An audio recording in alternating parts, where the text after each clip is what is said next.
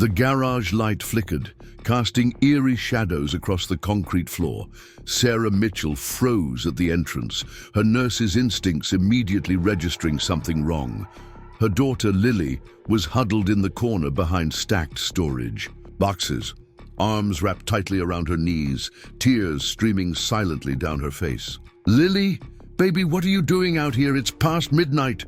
Sarah's voice echoed in the small garage space of their apartment complex. When Lily looked up, the fluorescent light revealed a dark bruise blooming across her left cheek.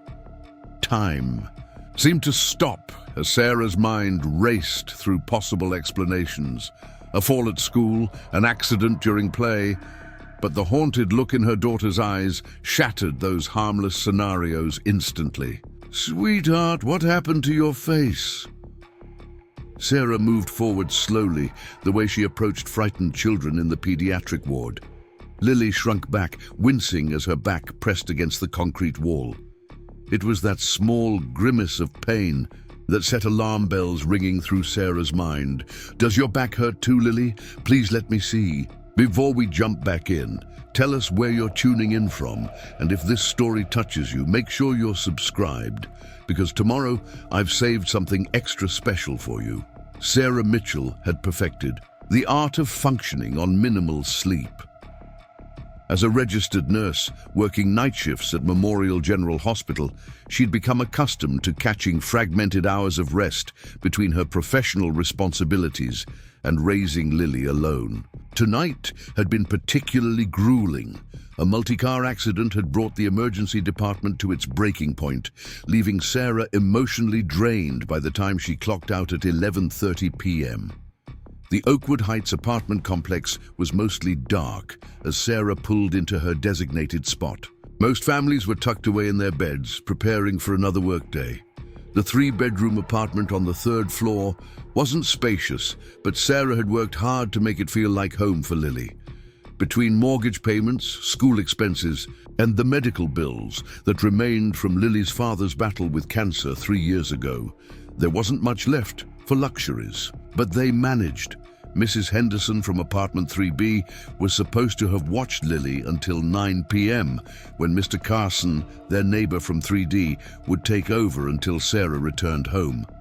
The arrangement wasn't ideal, but with school budget cuts eliminating after-hours programs, Sarah had few alternatives. Robert Carson, a retired high school guidance counselor, had moved into the building 8 months ago and had gradually become a fixture in their lives.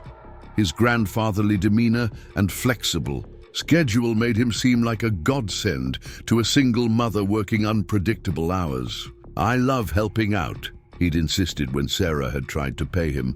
"My own grandchildren are across the country. Spending time with Lily reminds me of them." Sarah had noticed subtle changes in Lily over the past month. Her typically chatty daughter had grown quieter, her appetite diminished. Sarah had attributed it to adjustment difficulties after switching classrooms mid-semester due to overcrowding. Between hospital shifts and catching up on sleep, there hadn't been enough time to properly investigate what might be troubling her daughter. A fact that now filled Sarah with overwhelming guilt as she looked at the dark bruise on Lily's face. "Baby, I need to see your back, please." Sarah kept her voice steady, despite the fear coursing through her. After a moment's hesitation, Lily turned slightly, allowing Sarah to gently lift the back of her pajama top. The sight nearly brought Sarah to her knees. Angry red welts and purplish bruises in various stages of healing marked her daughter's small back. Some appeared recent, others days old. These weren't accidental injuries. They were deliberate, methodical. "Who did this to you, Lily?" Sarah asked, her nurse's training helping her maintain composure while her mother's heart shattered. "You need to tell me, sweetheart. No one has the right to hurt you like this." Lily's body began to tremble, her breathing shallow and quick. "He said you wouldn't believe me, that you'd be mad because you need him." "Who said that, Lily? Please tell me." "Mr. Carson." The name emerged as barely a whisper, but its impact hit Sarah like a physical blow. He says I'm bad, that I don't appreciate how hard you work, that I need discipline to be good. The garage suddenly felt airless as Sarah struggled to process this revelation. The kindly neighbor she had trusted with her most precious responsibility had been abusing her child. While she worked exhausting shifts saving strangers, her own daughter had been suffering just across the hall. "How long has this been happening?" Sarah asked, fighting to keep her voice from cracking. "Since Grammy got sick and you started visiting her on weekends," Lily replied. "First it was just yelling, but then..." Her voice trailed off, a single tear tracking down her bruised cheek. 3 weeks. Sarah's mother had been hospitalized with pneumonia 3 weeks ago, requiring weekend visits to the rehabilitation facility in the next town. During those absences, Sarah had gratefully accepted Mr. Carson's offer to watch Lily for extended hours. "Why are you out here in the garage, sweetie?" Sarah asked, gently stroking Lily's hair, careful to avoid the bruised areas. "I was scared. He'd come check on me before you got home. He does that sometimes, uses his spare key when you work late. The garage is the only place he doesn't check." The revelation that Carson had been entering their apartment unauthorized sent a wave of nausea through Sarah. The violation extended beyond the physical abuse. He had systematically stripped away any sense of safety Lily might have had. "There's more, Mom," Lily said, her voice small but steadier now. "He takes pictures sometimes." "Pictures? Of what, honey? Of me? Of my back after he..." Lily couldn't finish the sentence. "He says they're for his special project, to show how discipline works. There are other kids in his pictures too." Sarah felt ice form in her veins. This wasn't just about Lily anymore. The implications of other kids suggested something far more sinister and widespread than she had initially feared. "We need to go to the hospital right now," Sarah said with quiet determination. "These injuries need to be documented, and you need to be examined properly." "No!" Panic flashed across Lily's face. "He said if I ever told, he'd hurt you too. He knows when you work late. He knows when you're alone." Sarah knelt down, meeting her daughter's frightened gaze. "Listen to me, Lily. Mr. Carson has been lying to you. What he's done is wrong, terribly criminally wrong. He wanted you to be scared so you wouldn't tell anyone. But now that you've told me, we're going to make sure he can't hurt you or anyone else ever again." "You believe me?" Lily asked, vulnerability and hope mingling in her question.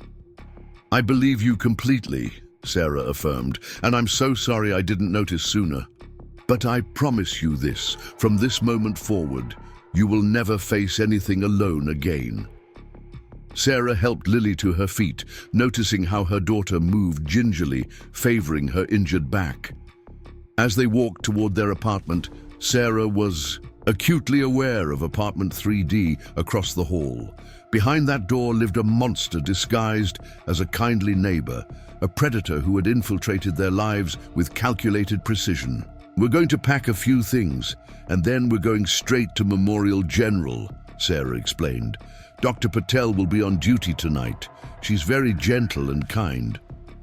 "Will the police come?" Lily asked, her voice trembling slightly. "Yes, they will, but I'll be with you the whole time, and you'll only have to tell your story once. The most important thing is making sure you're safe and getting you the care you need." Inside their apartment, Sarah moved efficiently, gathering essentials while keeping Lily within sight at all times. Her mind raced through protocols she had followed countless times as a nurse when suspected abuse cases came through the emergency department doors. Never had she imagined being on this side of the process. As they prepared to leave, Sarah heard a key in their front door lock. Lily froze, her eyes widening in terror. Without hesitation, Sarah pulled her daughter into the bathroom, quietly locking the door behind them. "Ms. Mitchell, Lily." Mr. Carson's voice carried through the apartment. "I saw your car pull in and wanted to check if everything was okay. You're home later than usual."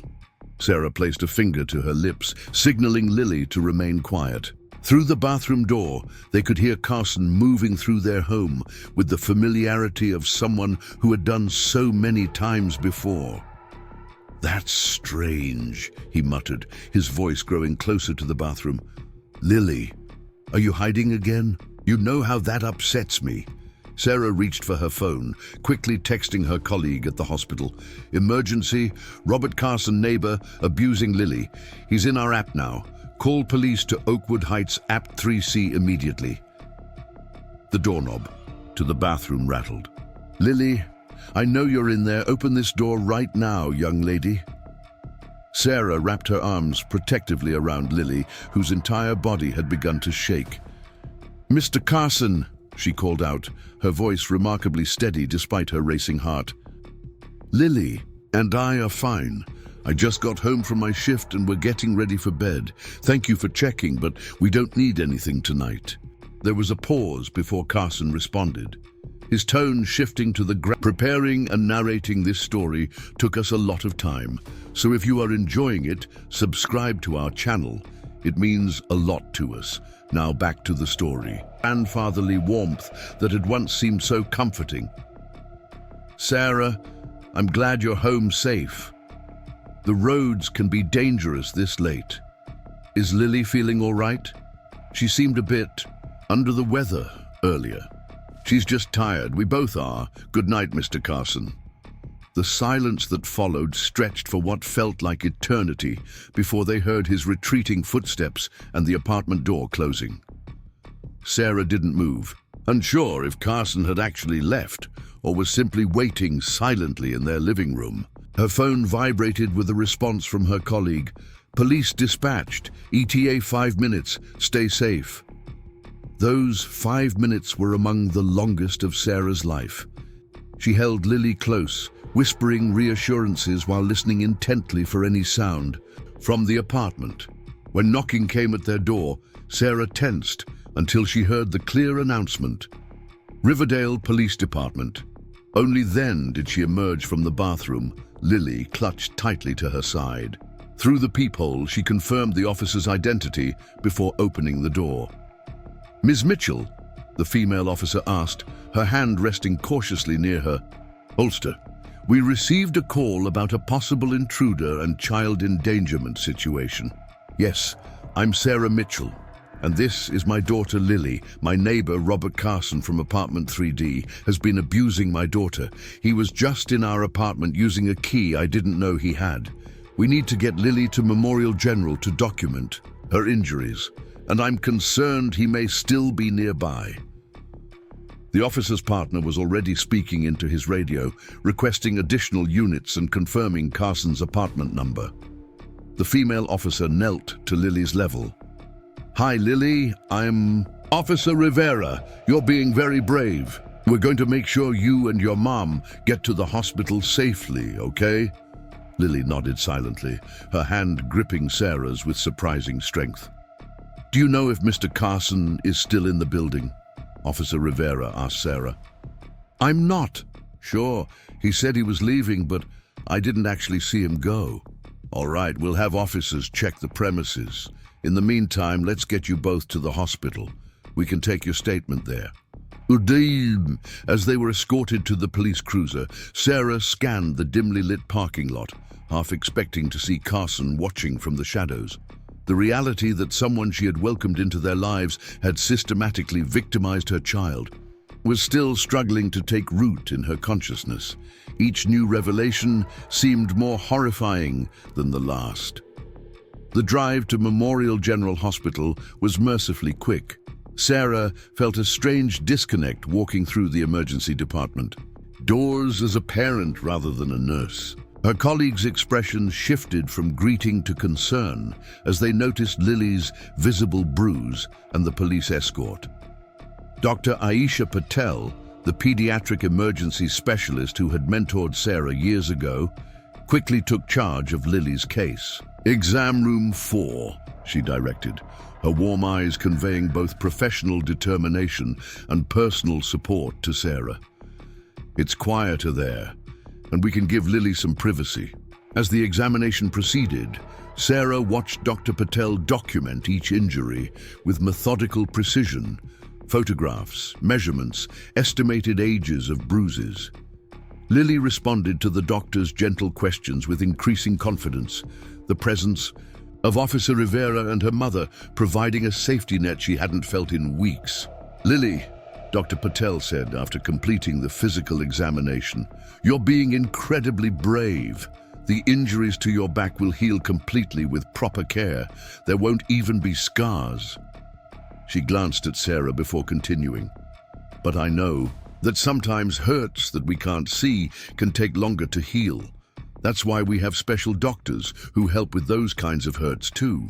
"Like Dr. Wilson at the Children's Center?" Lily asked, surprising Sarah with her knowledge. "Yes, exactly like him," Dr. Patel confirmed with a small smile. "How did you know about Dr. Wilson?" "Mr. Carson said only bad kids who make up stories have to see Dr. Wilson," Lily replied quietly. "He said if I ever told anyone about our discipline sessions, that's where I'd end up." Sarah and Dr. Patel exchanged glances, both recognizing Carson's manipulative tactic of using the threat of psychological evaluation to silence Lily. Officer Rivera, who had been taking notes throughout the examination, closed her notebook. "I think we have enough for an initial report. My partner has just confirmed that officers have secured Mr. Carson's apartment and are obtaining a search warrant based on Lily's statement and these documented injuries." "Will you arrest him tonight?" Sarah asked, acutely aware of Lily listening to every word. "That's the plan," Rivera confirmed. "But first, we need to discuss your immediate safety. Do you have somewhere you and Lily can stay? With the information about unauthorized access to your apartment, we don't recommend you return home tonight, even if Mr. Carson is in custody."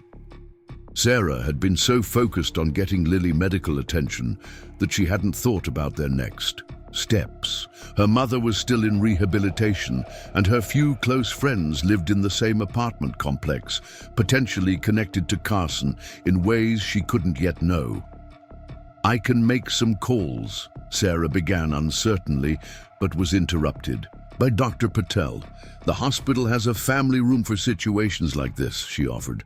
"It's secure, comfortable, and you'd both be under observation in case Lily needs additional medical attention overnight.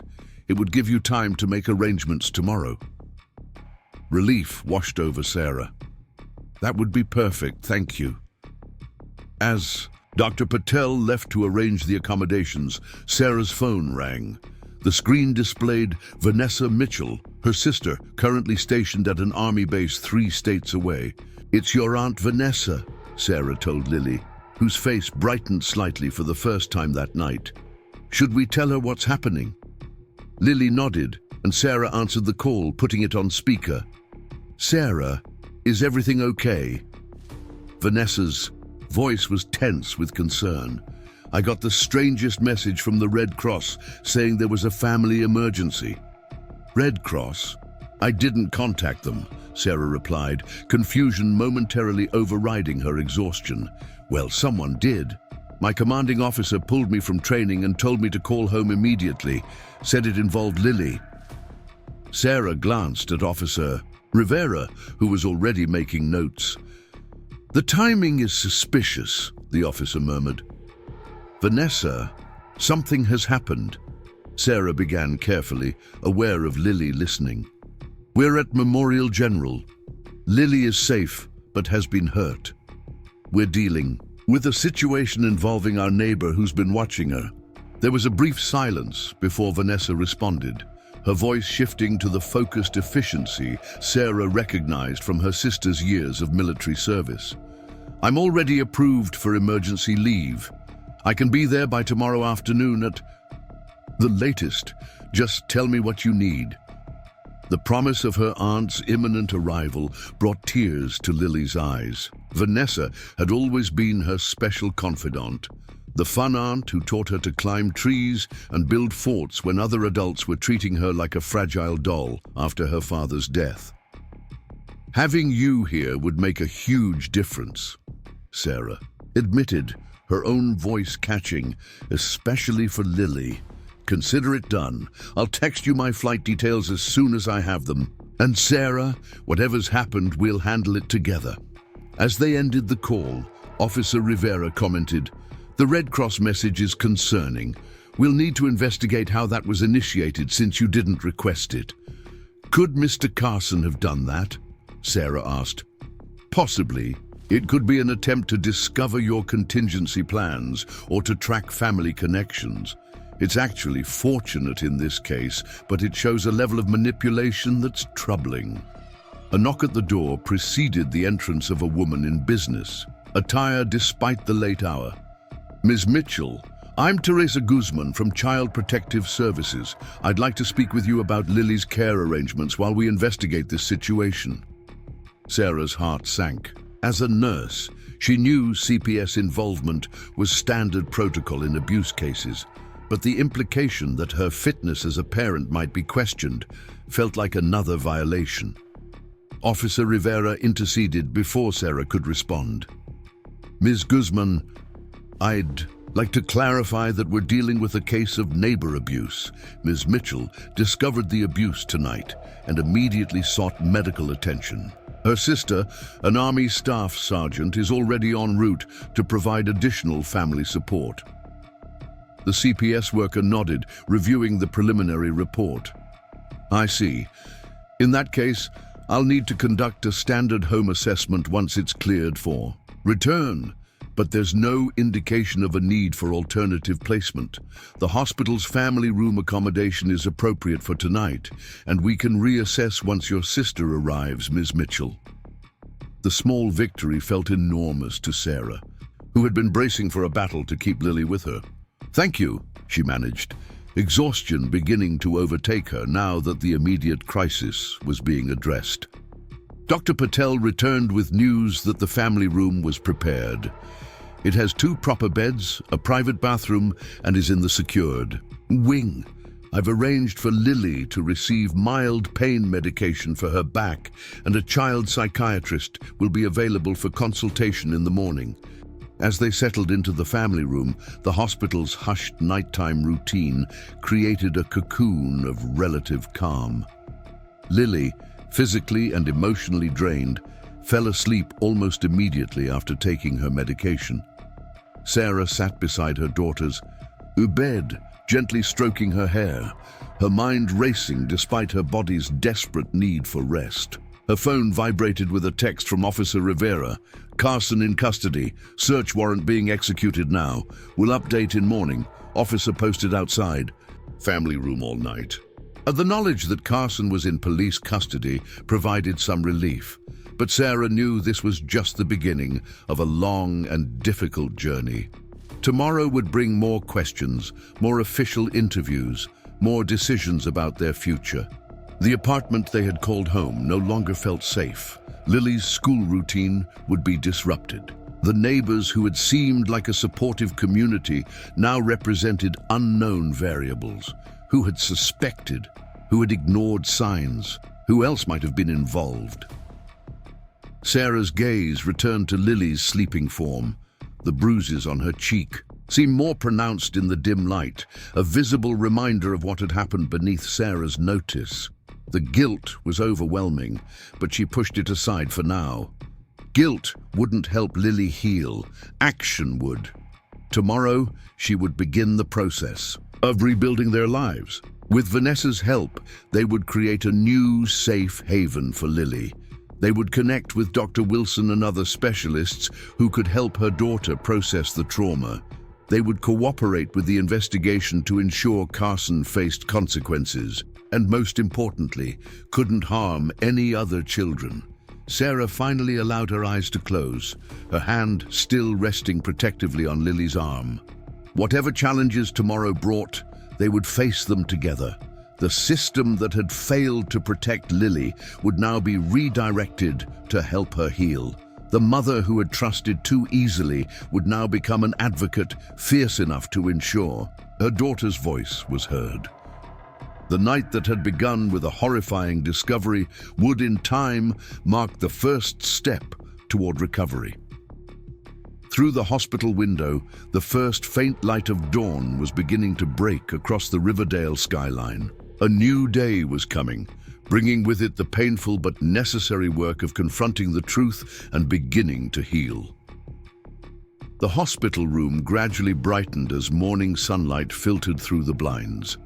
Sarah jerked awake, momentarily disoriented by the unfamiliar surroundings. The events of the previous night came rushing back as her eyes fell on Lily, still sleeping in the hospital bed, her bruised face relaxed in slumber. A gentle knock at the door preceded Dr. Patel's entrance. She carried 2 cups of coffee, offering one to Sarah with a sympathetic smile. "You look like you could use this," she said quietly. "How is she doing?"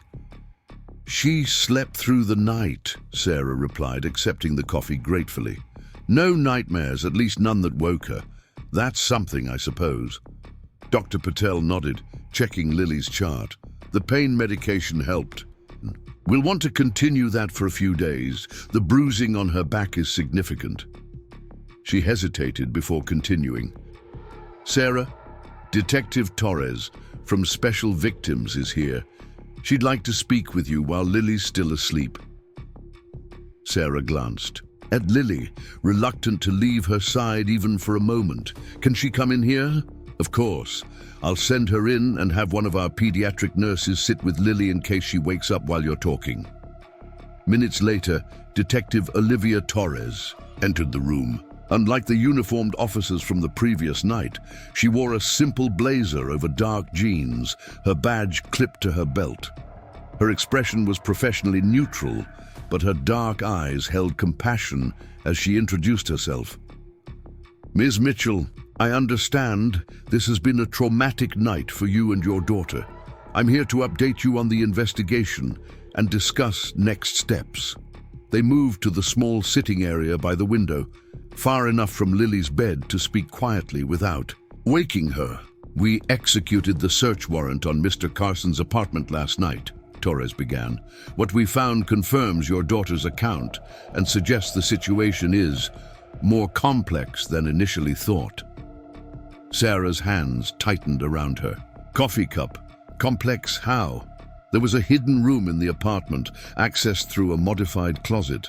Inside, we found photographic equipment, several computers, and physical evidence supporting Lily's statement about the abuse.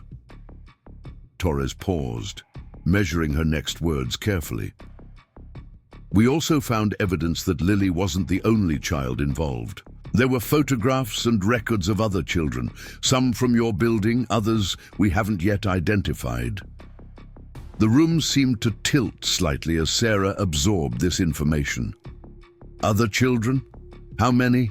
"We're still processing the evidence, but preliminary assessment suggests at least 7 local children and references to others in different locations. Carson appears to have been methodical in his documentation." "My God!" Sarah whispered, horror washing over her anew. Was this sexual abuse as well? The question she'd been afraid to ask since Lily first revealed the photos. "Based on our initial assessment and Lily's statement, the abuse she experienced appears to have been primarily physical and psychological. The photographs of her were focused on documenting the injuries, not sexualized content." Torres's expression remained carefully controlled.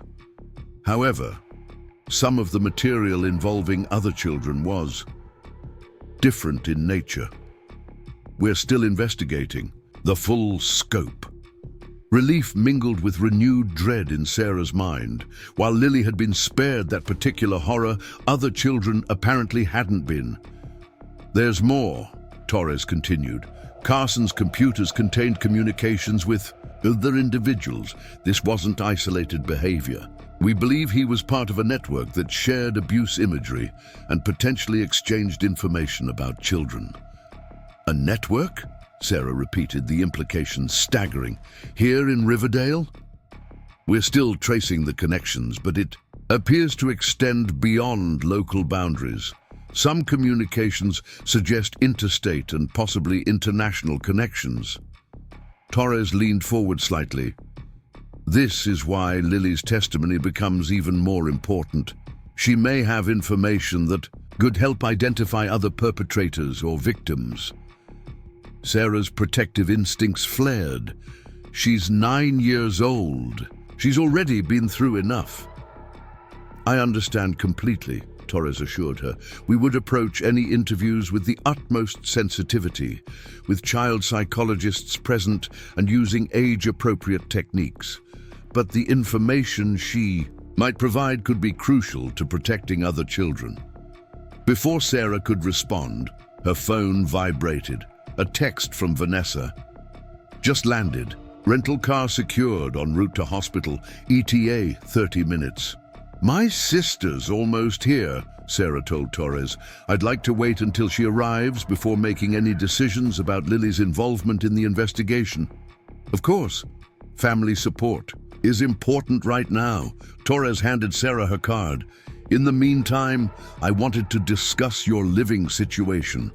It's not safe for you to return to your apartment yet, both because the investigation is ongoing and because we don't know the full extent of Carson's connections in your building." The reality that they were effectively homeless hit Sarah with unexpected force. Between hospital shifts and caring for Lily, she hadn't had time to build a substantial emergency fund. Finding new housing on short notice would be challenging, especially with the stigma that could follow a case like this. "We can stay with my sister temporarily," Sarah said, thinking aloud. "But beyond that, I don't know.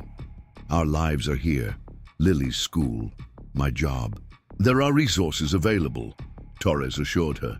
"Victim services can help with emergency housing assistance. Your hospital might have employee support programs as well." She hesitated before adding, "There's something else you should know. Carson made bail this morning." "What?" Sarah's voice rose sharply, causing the nurse sitting near Lily to glance over in concern. Lowering her tone, she continued, "How is that possible? After what he did, after what you found?" The district attorney's office pushed for remand, but his attorney argued successfully that despite the serious allegations, Carson has no prior criminal record and strong community ties. The judge set bail at $500,000, which he posted immediately. So he's just out there, free to potentially hurt other children or intimidate witnesses. The injustice burned through Sarah's exhaustion. "There are strict conditions to his release," Torres explained. "Electronic monitoring, surrender of his passport, no contact with minors, and explicit protection orders for you and Lily. We'll also maintain surveillance. But yes, legally he's not in custody pending trial." A soft sound from Lily's bed interrupted their conversation. She was stirring, eyelids fluttering as she transitioned to wakefulness. Sarah immediately moved to her daughter's side, Detective Torres discreetly stepping back to give them space. "Mom." Lily's voice was thick with sleep, her eyes confused as she took in the hospital room. "I'm right here, sweetheart," Sarah assured her, gently brushing hair from Lily's forehead. "How are you feeling?" "My back hurts," Lily admitted, then tensed as her gaze landed on Detective Torres. "Who's that?" "This is Detective Torres," Sarah explained. "She's here to help us make sure Mr. Carson can't hurt you or anyone else again." Lily considered this, her expression solemn beyond her years. Did they find his special room with the pictures? Torres stepped forward, her demeanor softening as she addressed Lily directly. "Yes, we did. You were very brave to tell your mom about that room. The information you shared is already helping us protect other children." "Other children?" Lily looked to Sarah, confusion and concern mingling in her expression. "Like the ones in his pictures?" Sarah exchanged a glance with Torres, uncertain how much to explain. Before either could respond, the door opened again, and a tall woman in civilian clothes with the unmistakable posture of military training entered. Despite the casual jeans and sweater, Vanessa Mitchell's presence commanded attention immediately. "Aunt Nessa." Lily's face brightened, the first genuine smile since Sarah had found her in the garage. Vanessa crossed the room in 3 quick strides, carefully gathering Lily into a gentle hug that avoided pressure on her injured back. "Hey, Squirt," she said, her voice warm despite the concern evident in her eyes as she took in Lily's bruised face. "Looks like you and your mom had a rough night." Mr. Carson hurt me," Lily said simply, the direct statement stunning in its clarity coming from a child who had been afraid to speak just hours earlier. "But Mom and the police found out, and now he can't hurt me anymore." Vanessa's expression hardened momentarily before she masked it with a smile for Lily's benefit. "That's right, and I'm here to make sure it stays that way." She looked up at Sarah, years of sisterly communication, allowing an entire conversation to pass between them, without words. "Later," her eyes promised. "We'll talk later." Detective Torres used the moment to excuse herself tactfully. "I'll give you all some time together. Ms. Mitchell, please call me when you're ready to continue our discussion. And Lily," she added with a gentle smile, "thank you again for your bravery. You're helping more than you know." After Torres departed, Dr. Patel returned with Dr. Marcus Wilson, the child psychologist Sarah had mentioned earlier. Unlike the clinical sterility she had expected, Dr. Wilson wore a colorful bow tie with cartoon characters and carried what looked like a battered messenger bag rather than a traditional briefcase. "Hello, Lily," he greeted, his voice warm but not condescending. "I'm Dr. Wilson. I work with kids who've gone through scary experiences. Your mom thought you might like to talk with me, or maybe just draw for a bit while the grown-ups chat about boring things." Lily regarded him cautiously. "Mr. Carson said only liars have to see people like you." "Did he now?" Dr. Wilson replied, seemingly unsurprised by this information. "Well, I think Mr. Carson wasn't very honest about a lot of things. Actually, I see all kinds of kids, brave ones, smart ones, artistic ones, and especially ones who've had adults break their trust." He opened his messenger bag, revealing not the clinical notepad Sarah expected, but an assortment of art supplies, fidget toys, and what appeared to be therapeutic games. "I thought we might get to know each other a bit. I hear you like to draw." Lily glanced at Sarah, seeking reassurance. At her mother's encouraging nod, she replied, "Sometimes. I have drawings in the garage at home." "I'd love to see those someday if you'd like to show me," Dr. Wilson said. "In the meantime, would it be okay if I sat here and maybe we could draw together while your mom and aunt talk? Sometimes it's easier to find the right words when your hands are busy." Sarah marveled at how quickly the psychologist established rapport with Lily, who was already reaching curiously toward the colored pencils he offered. Dr. Patel gestured for Sarah and Vanessa to join her outside the room. "Dr. Wilson is exceptional with trauma cases," she explained once they were in the hallway. "He'll do an initial assessment today, but this is just the beginning of what will likely be ongoing therapy." "Carson made bail," Sarah informed her. Sister without preamble, once Dr. Patel had provided the necessary context of the case. They found evidence of other victims, possibly a network of abusers, and he just walked out this morning. Vanessa's military composure slipped for a moment, raw anger flashing across her features. How the hell does that happen? Money, connections, a legal system that sometimes protects the wrong people, Dr. Patel replied grimly. "Unfortunately, I've seen it before. But," she added, her tone shifting to something more hopeful, "I've also seen how strong community support and the right professionals can make all the difference for survivors." "What's our next move?" Vanessa asked, the practical question directed at both women. "Medically, Lily can be discharged today," Dr. Patel explained.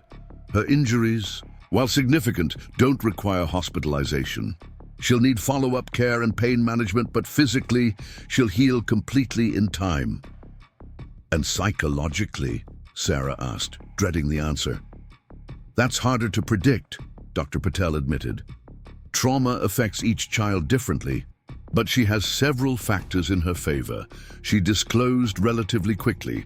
She has strong family support, and we're connecting her with appropriate resources immediately. Dr. Wilson will develop a treatment plan after his initial assessment. Where will you go after discharge? Dr. Patel continued.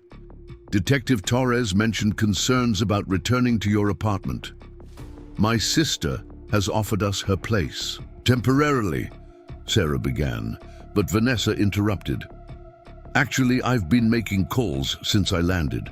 A friend from basic training owns a rental property in Pinewood Heights, about 20 minutes from here. It's currently vacant between tenants, and he's offered it to us at a minimal rate for the next 2 months, while we figure out something permanent. Sarah stared at her sister, momentarily speechless at the swift solution to one of their most pressing problems. That's key. How did you arrange that so quickly? Military network, Vanessa replied with a slight shrug. When one of our own needs help, we mobilize, and by extension, that includes you and Lily. Her expression softened. The house isn't fancy, 3 bedrooms, basic furnishings, but it's in a good neighborhood, close enough for you to commute to work, and most importantly, Carson doesn't know about it. There's more, she continued. I've already spoken with my commanding officer. My emergency leave has been extended to 60 days, and they're processing paperwork for a compassionate reassignment to the recruitment center here in Riverdale.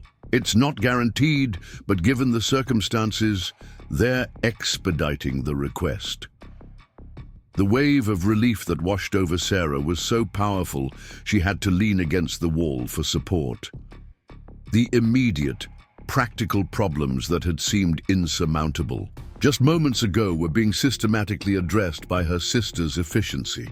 I don't know how to thank you, she managed. You don't have to, Vanessa replied simply. It's what family does. She glanced toward Lily's room. Besides, that little girl in there is the closest thing I have to a daughter. I should have been here more often, should have noticed something was wrong during our video calls. Don't, Sarah said sharply. If anyone should have noticed, it was me. I was here, seeing her every day, and I missed it completely. Dr. Patel interjected before guilt could consume either sister. This is exactly what predators like Carson count on.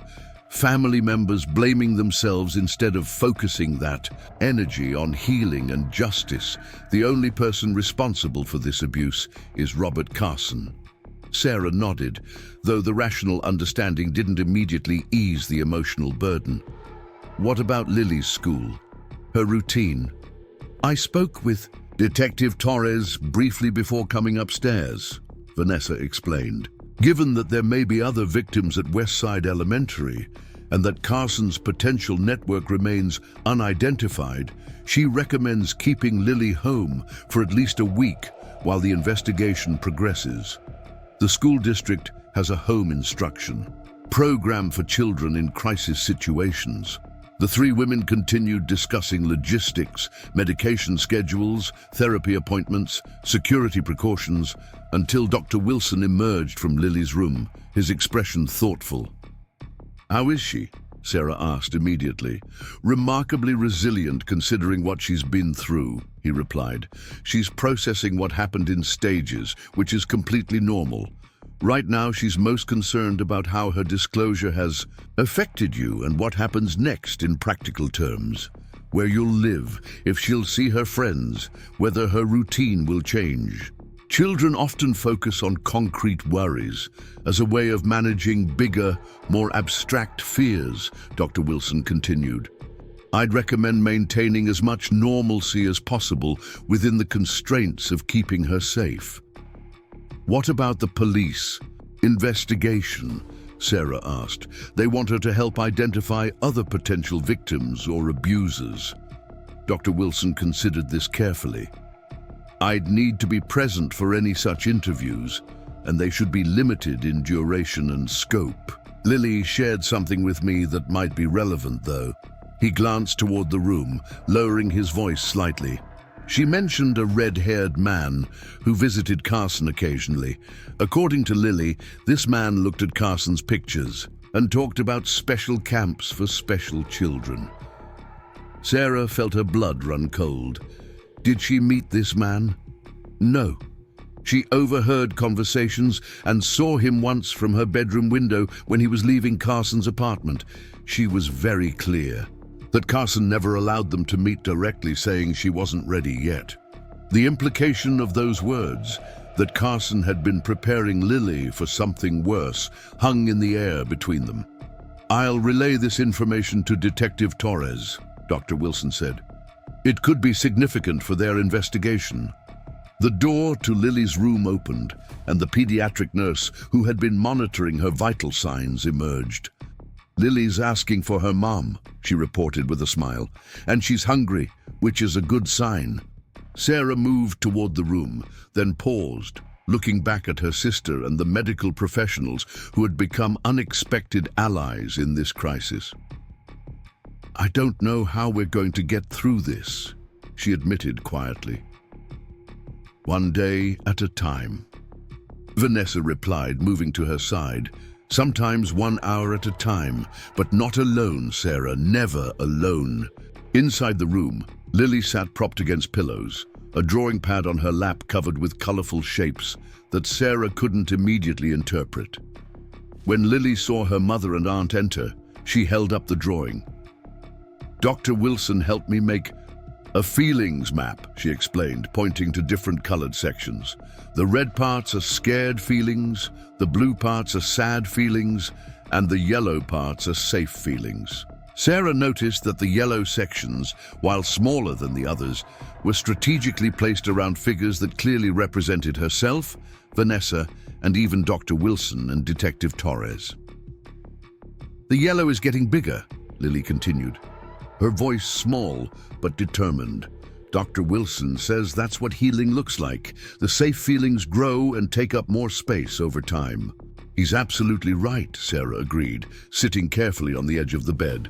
"Mom," Lily's expression grew serious.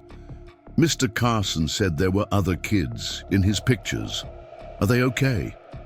The question caught Sarah off guard.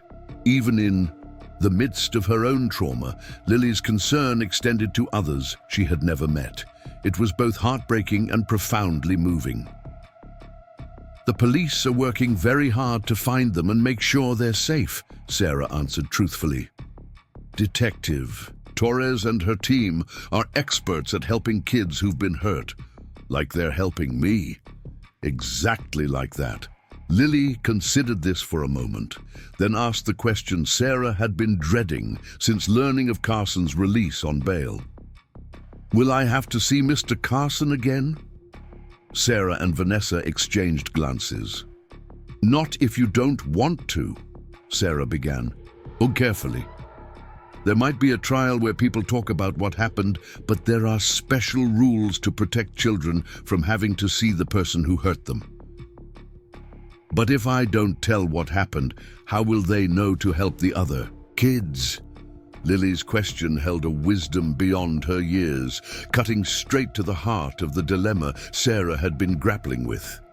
"There are many ways you can help," Vanessa explained, sitting on Lily's other side. "You've already helped by telling your mom and Dr. Wilson what happened. The pictures you draw and the things you share with Detective Torres can help too. You don't have to decide everything right now. Aunt Nessa says we're going to live in a new house for a while," Lily said, turning back to Sarah with a mixture of curiosity and apprehension. "Away from Mr. Carson." "That's right," Sarah confirmed. "Just until we figure out what comes next. It's a temporary adventure." "Like when Dad was sick and we stayed at the hospital housing?" Lily asked, referencing the Ronald McDonald house they had lived in during the final months of her father's cancer treatment.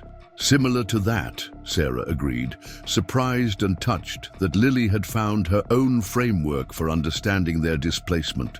"We'll make it homey, just like we did then. Can I bring my drawings from the garage, the ones I hid?" "Of course, we'll ask Detective Torres to help us get them safely." A nurse arrived with Lily's lunch tray. Simple hospital fare of soup, sandwich and juice.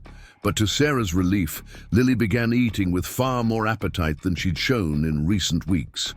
A small but significant sign that unburdening herself of Carson's secret had already begun to restore some normalcy. As Lily ate, Vanessa pulled Sarah aside. "I need to pick up the keys to the rental house and get some basic supplies. Why don't you stay with Lily while I handle that? By the time she's discharged this afternoon, we'll have somewhere ready for her." "You've thought of everything," Sarah said, gratitude overwhelming her once again. "Not everything," Vanessa admitted with a wry smile. "But soldiers' training kicks in during a crisis. Secure shelter, supplies, communications, security, the emotional stuff." She glanced at Lily. "That's where you're the expert. You've been her rock through losing her dad, through all the changes in your lives. This is just one more challenge you'll face together." After Vanessa departed, Sarah sat with Lily while she finished her lunch, then helped her change into fresh clothes that her aunt had thoughtfully brought from home. Throughout the simple activities, Sarah was acutely aware of Lily's physical discomfort, the winces when certain movements strained her bruised back, the careful way she held herself to minimize pain. Dr. Patel returned with discharge instructions and prescriptions for pain medication and a mild sedative to help with sleep if needed. "The physical healing will progress faster than you might expect," she assured Sarah. "Children's bodies have remarkable recuperative abilities, but don't hesitate to call if anything concerns you." By mid-afternoon, Detective Torres had returned with an update on the investigation and to discuss next steps. She brought a female officer who would be assigned specifically to Lily's security detail for the coming days. "We're making progress, identifying other potential victims," Torres explained quietly, while Lily was distracted by a therapy dog that had been brought in as part of the hospital's trauma support program. "2 families have already come forward based on our initial inquiries. Their statements corroborate parts of Lily's account, particularly regarding Carson's special project." "And the red-haired man Dr. Wilson mentioned?" Sarah asked. "We have a possible identification based on surveillance footage from your apartment complex and Carson's communication records. Gregory Mercer, a photography instructor from Clarion College. He has a history of complaints regarding inappropriate behavior with students, though no formal charges were ever filed. Is he in custody?" "Not yet. We're building a case and monitoring his movements. We don't want to move too quickly and risk losing evidence that could connect him to the broader network." The complexity of the investigation was becoming clearer, as was the crucial role Lily's testimony would play. Sarah felt torn between protecting her daughter from further trauma and the knowledge that her cooperation could help other children who might still be in danger. "What do you need from Lily?" she asked finally. "For now, just the forensic interview we've scheduled for tomorrow at the Child Advocacy Center. It's specially designed for children, comfortable environment, trained interviewers, minimal pressure. Dr. Wilson will be present and you can observe from an adjacent room. And after that?" "One step at a time," Torres advised. "The initial interview will help us determine what additional information Lily might have that could assist the investigation. We'll proceed based on her emotional readiness and your consent at each stage." As the discharge process concluded, Sarah gathered the various cards, pamphlets, and resources they'd been given. A surreal collection documenting their abrupt entry into a world no parent ever wanted to navigate. Victim services contact information, therapy appointments, security procedures, legal advocacy options, the paper trail of trauma and recovery. Vanessa returned just as Lily was being wheeled to the hospital exit in a wheelchair, a standard procedure despite her ability to walk.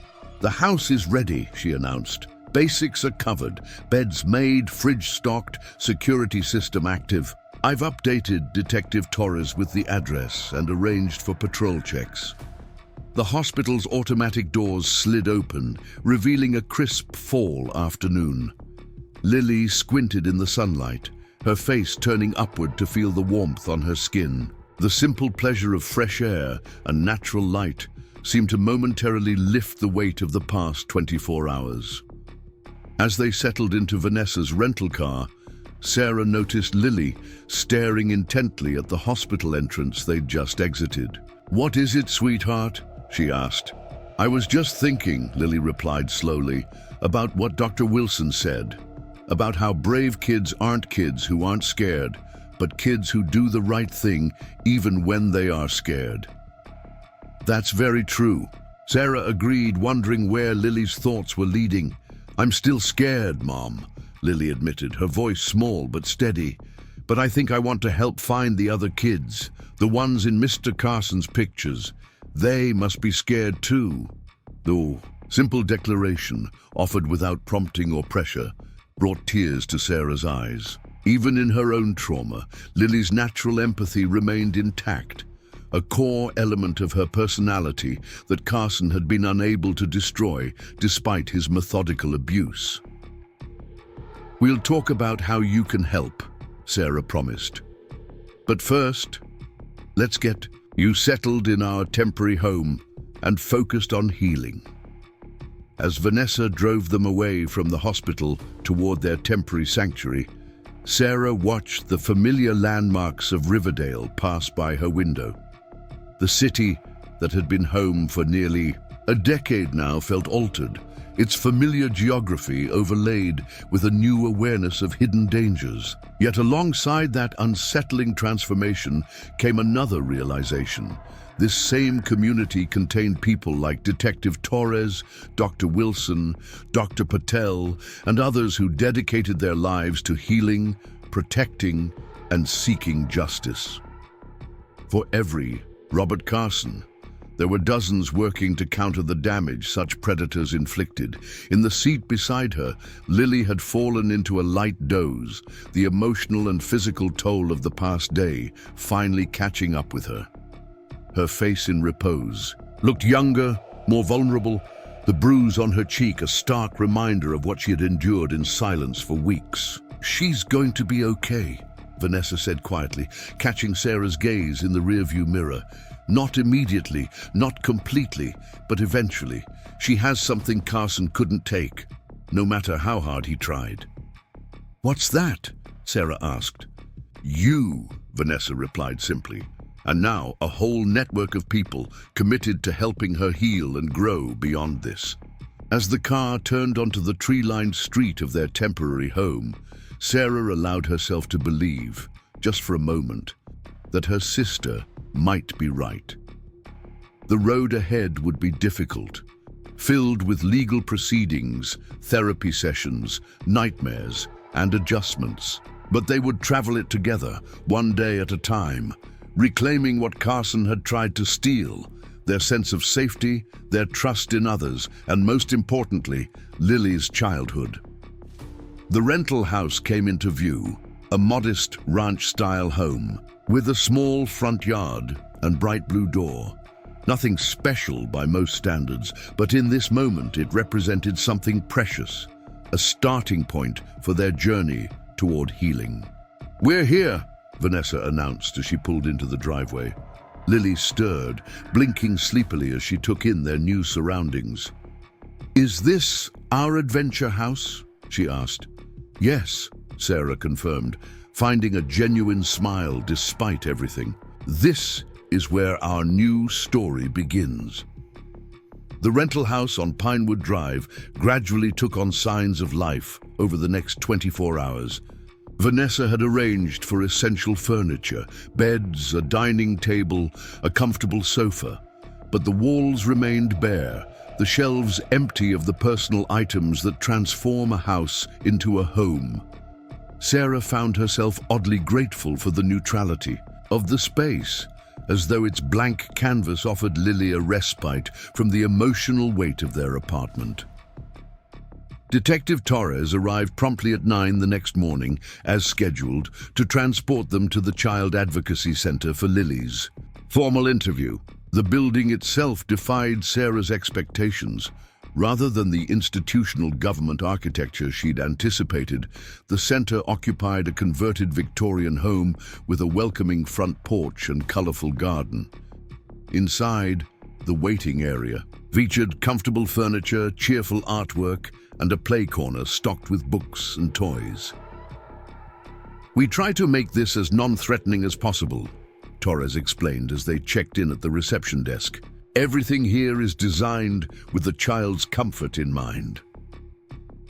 Dr. Wilson was already waiting for them, his signature bow tie today featuring tiny dinosaurs. He greeted Lily with genuine warmth, asking about her first night in the new house while subtly assessing her emotional state. "I heard there's a park down the street from your temporary home," he commented, with a really impressive climbing structure. "Aunt Nessa said we could check it out later," Lily replied, her voice more animated than it had been since the disclosure. "After we finish here." A young woman with a gentle smile approached their small group. "Hi, Lily. I'm Megan. I'll be talking with you today." She knelt to Lily's level, establishing eye contact without crowding her personal space. "Would you like to see where we'll be chatting?" Lily looked to Sarah for reassurance before nodding. Megan led them down a hallway decorated with children's artwork to a room unlike any interview space Sarah had imagined. Rather than sterile interrogation-style furnishings, the room contained comfortable chairs, soft lighting, and discreetly positioned recording equipment. One wall featured a large one-way mirror behind which observers could watch without intruding on the interview. "Mom and Aunt Nessa will be right next door where they can see you the whole time," Megan explained to Lily. "Dr. Wilson will be in here with us. If you need a break or want your mom, just say so, and we'll stop immediately. Does that sound okay?" Lily nodded, moving cautiously to one of the chairs. "Will Detective Torres be watching too?" "Yes, along with some other people who are working to help kids like you," Megan confirmed. "Everything you tell us is really important." Sarah felt a gentle touch on her arm as Torres directed her toward the observation room. "This is the hardest part for parents," the detective acknowledged. "Watching your child relive the trauma. But Megan is one of our best forensic interviewers. She knows how to guide Lily through this without causing additional harm."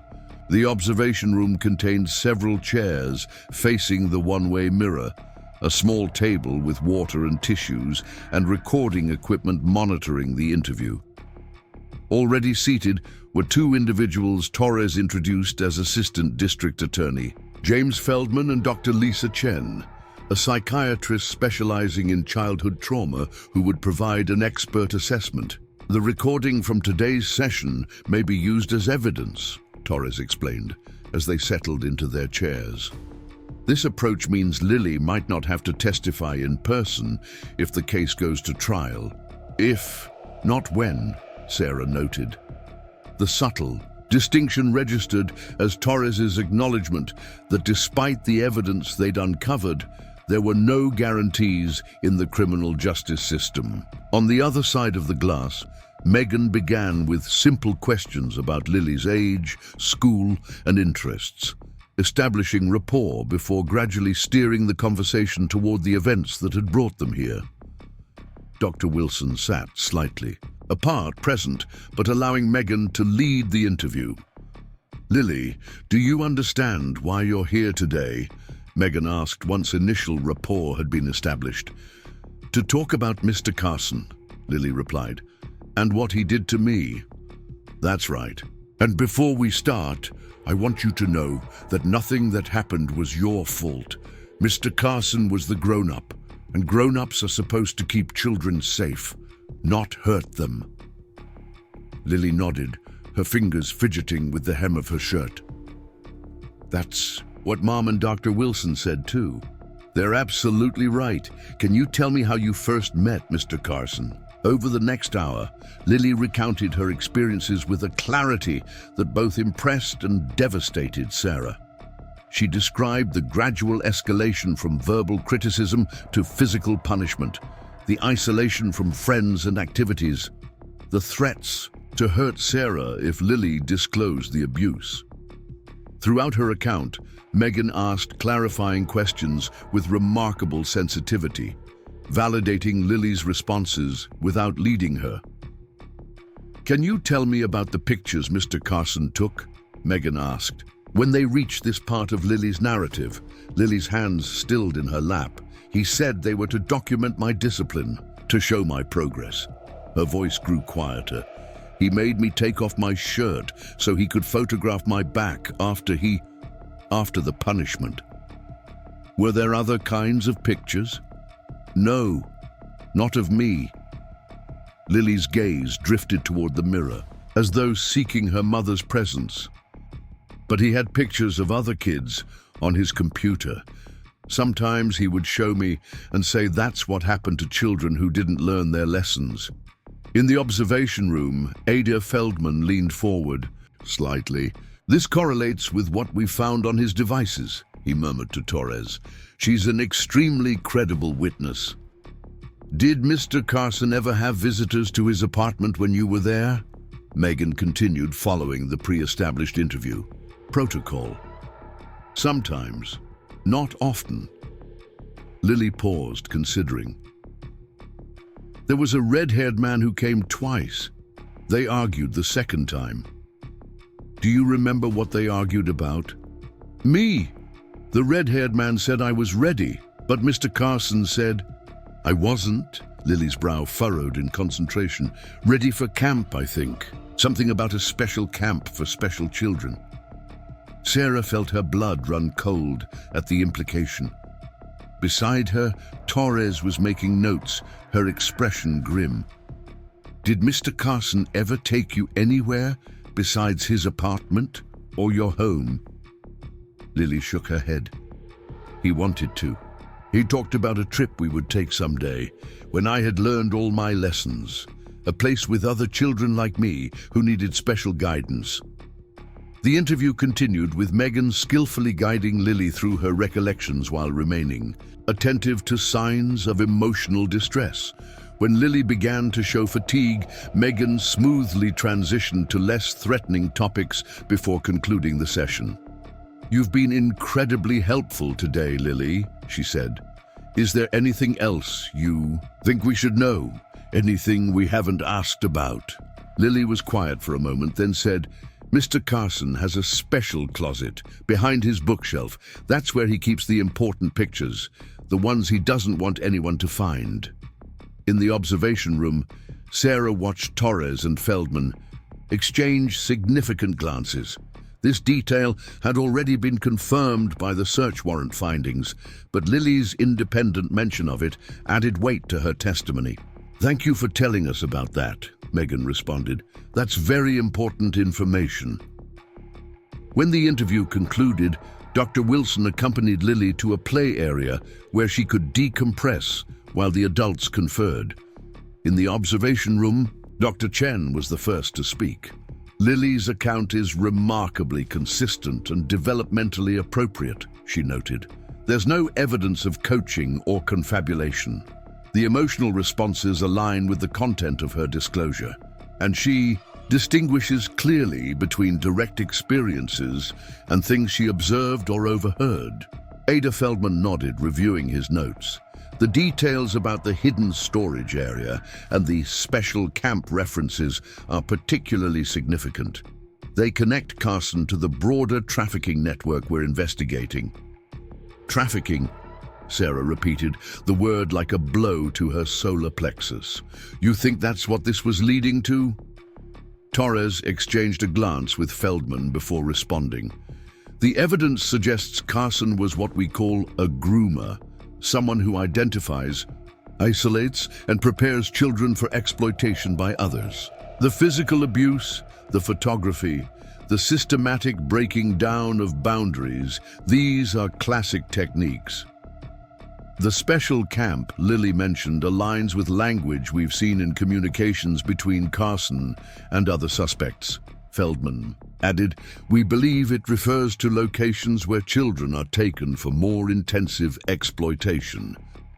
Sarah struggled to process this information, the magnitude of what Lily had narrowly escaped, hammering home with sickening clarity. So when Carson told Lily she wasn't ready yet, he was likely determining when she would be sufficiently conditioned not to resist or disclose if transferred to another abuser or location, Dr. Chen explained gently. Predators like Carson operate on a timeline, carefully assessing when a child has been rendered compliant enough for the next phase. Vanessa, who had remained silent throughout much of the discussion, finally spoke. "What happens now with the case against Carson and this network you're investigating?" "Based on Lily's interview and the evidence we've already gathered, we're presenting an expanded case to the grand jury next week," Feldman explained. "The charges against Carson will include child abuse, production of child exploitation material, and conspiracy to commit child trafficking. As for the broader network," Torres added, "Lily's information about the red-haired man, likely Gregory Mercer, based on our investigation, has given us enough probable cause for surveillance and additional search warrants. We've also identified 3 more potential victims based on the evidence from Carson's apartment." "Have those children been safely removed from the situation?" Sarah asked, her concern extending beyond Lily to others who might still be suffering. 2 have been interviewed and are now receiving services similar to Lily's, Torres confirmed. "We're still locating the 3rd. The discussion continued, covering legal procedures, potential timelines, and the possibility that Lily might eventually need to testify in court, despite their best efforts to shield her from that experience. Throughout, Sarah found herself oscillating between gratitude for the professional support surrounding them and horror at the reality they were navigating. "Mommy!" Lily's voice from the doorway interrupted their conversation. She stood with Dr. Wilson, clutching a drawing she had made during her decompression time. "Can we go now?" I showed Dr. Wilson my feelings map, and the yellow parts got a little bigger. Sarah moved to her daughter, kneeling to examine the drawing, a continuation of the therapeutic exercise Dr. Wilson had introduced at the hospital. "That's wonderful, sweetheart. I think we're finished here for today." Torres approached, crouching to Lily's level beside Sarah. "Thank you for talking with Megan today, Lily. You've helped us understand a lot of important things." "Will you find the other kids now?" Lily asked, her concern for fellow victims a recurring theme that continued to move Sarah deeply. "We're working on that right now," Torres assured her. "Your brave words today are helping us know where to look." As they prepared to leave, Ada Feldman pulled Sarah aside for a private word. "Ms. Mitchell, there's something you should be aware of. Carson's defense attorney has filed a motion challenging the search warrant execution at his apartment. They're claiming procedural errors that could potentially suppress some of the evidence we gathered." "What does that mean for the case?" Sarah asked, keeping her voice low to prevent Lily from overhearing. "It means Lily's testimony becomes even more crucial. If the physical evidence is limited by this legal challenge, the case will rely more heavily on victim statements." Feldman's expression was serious, but not defeated. "I don't want to alarm you unnecessarily. These kinds of motions are standard defense tactics, and Judge Harriman is unlikely to throw out our evidence entirely. But you should be prepared for the possibility that Lily might need to testify in person if this goes to trial." The drive back to the rental house passed in relative silence, Lily dozing in the back seat after the emotional exertion of the interview. Vanessa focused on navigating unfamiliar streets, and Sarah lost in thought about the implications of what they'd learned. At the house, Vanessa suggested taking Lily to explore the nearby park as promised, while Sarah took some time to process the morning's developments. The offer was tempting, a moment alone to absorb everything without maintaining. A brave face, but Sarah declined.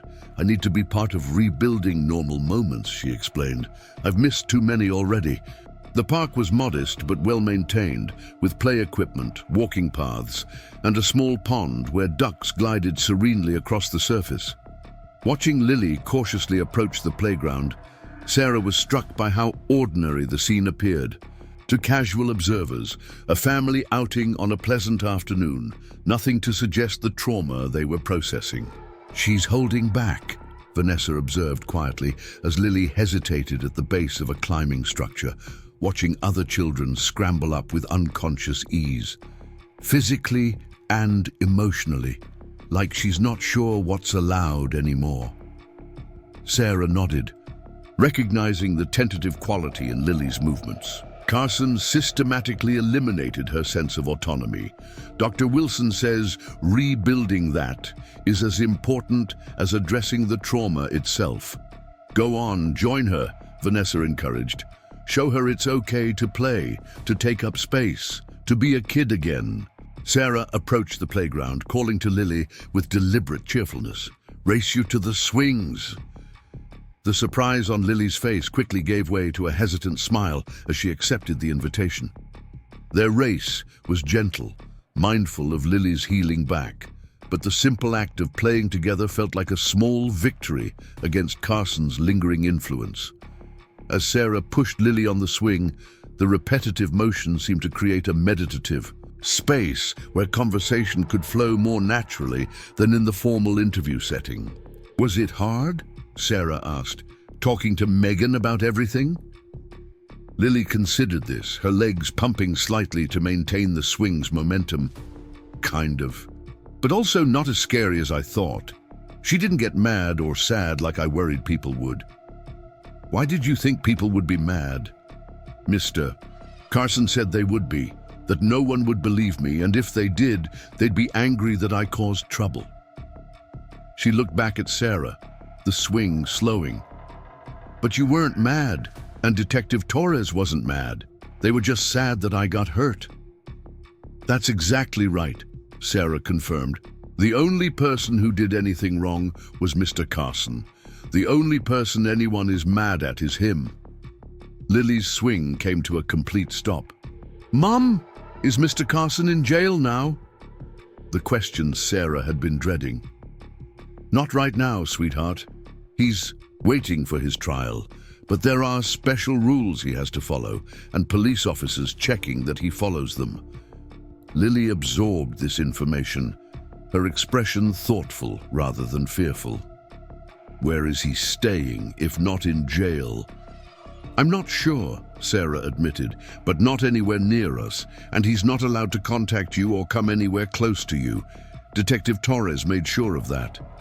"What about the other kids, the ones in his pictures? Is he allowed to go near them?" The question highlighted again Lily's remarkable capacity for empathy, despite her own trauma. "No, he's not allowed near any children at all while he's waiting for his trial." This seemed to satisfy Lily, who resumed swinging, her movements gradually becoming more confident. Sarah watched her daughter's face relax into momentary enjoyment, the weight of disclosure temporarily lifted in the simple pleasure of outdoor play. Later that evening, after Lily had gone to bed in her new room, decorated hastily with fairy lights Vanessa had purchased to create a cozy atmosphere, the sisters sat at the kitchen table with cups of tea and the weight of everything they'd learned. "I keep thinking about the timing," Sarah said, voicing thoughts that had been circling since the forensic interview. "If I hadn't found Lily in the garage that night, if I'd come home even a week later." "Don't," Vanessa interrupted firmly. "That path leads nowhere good. You found her, you believed her, you took action immediately.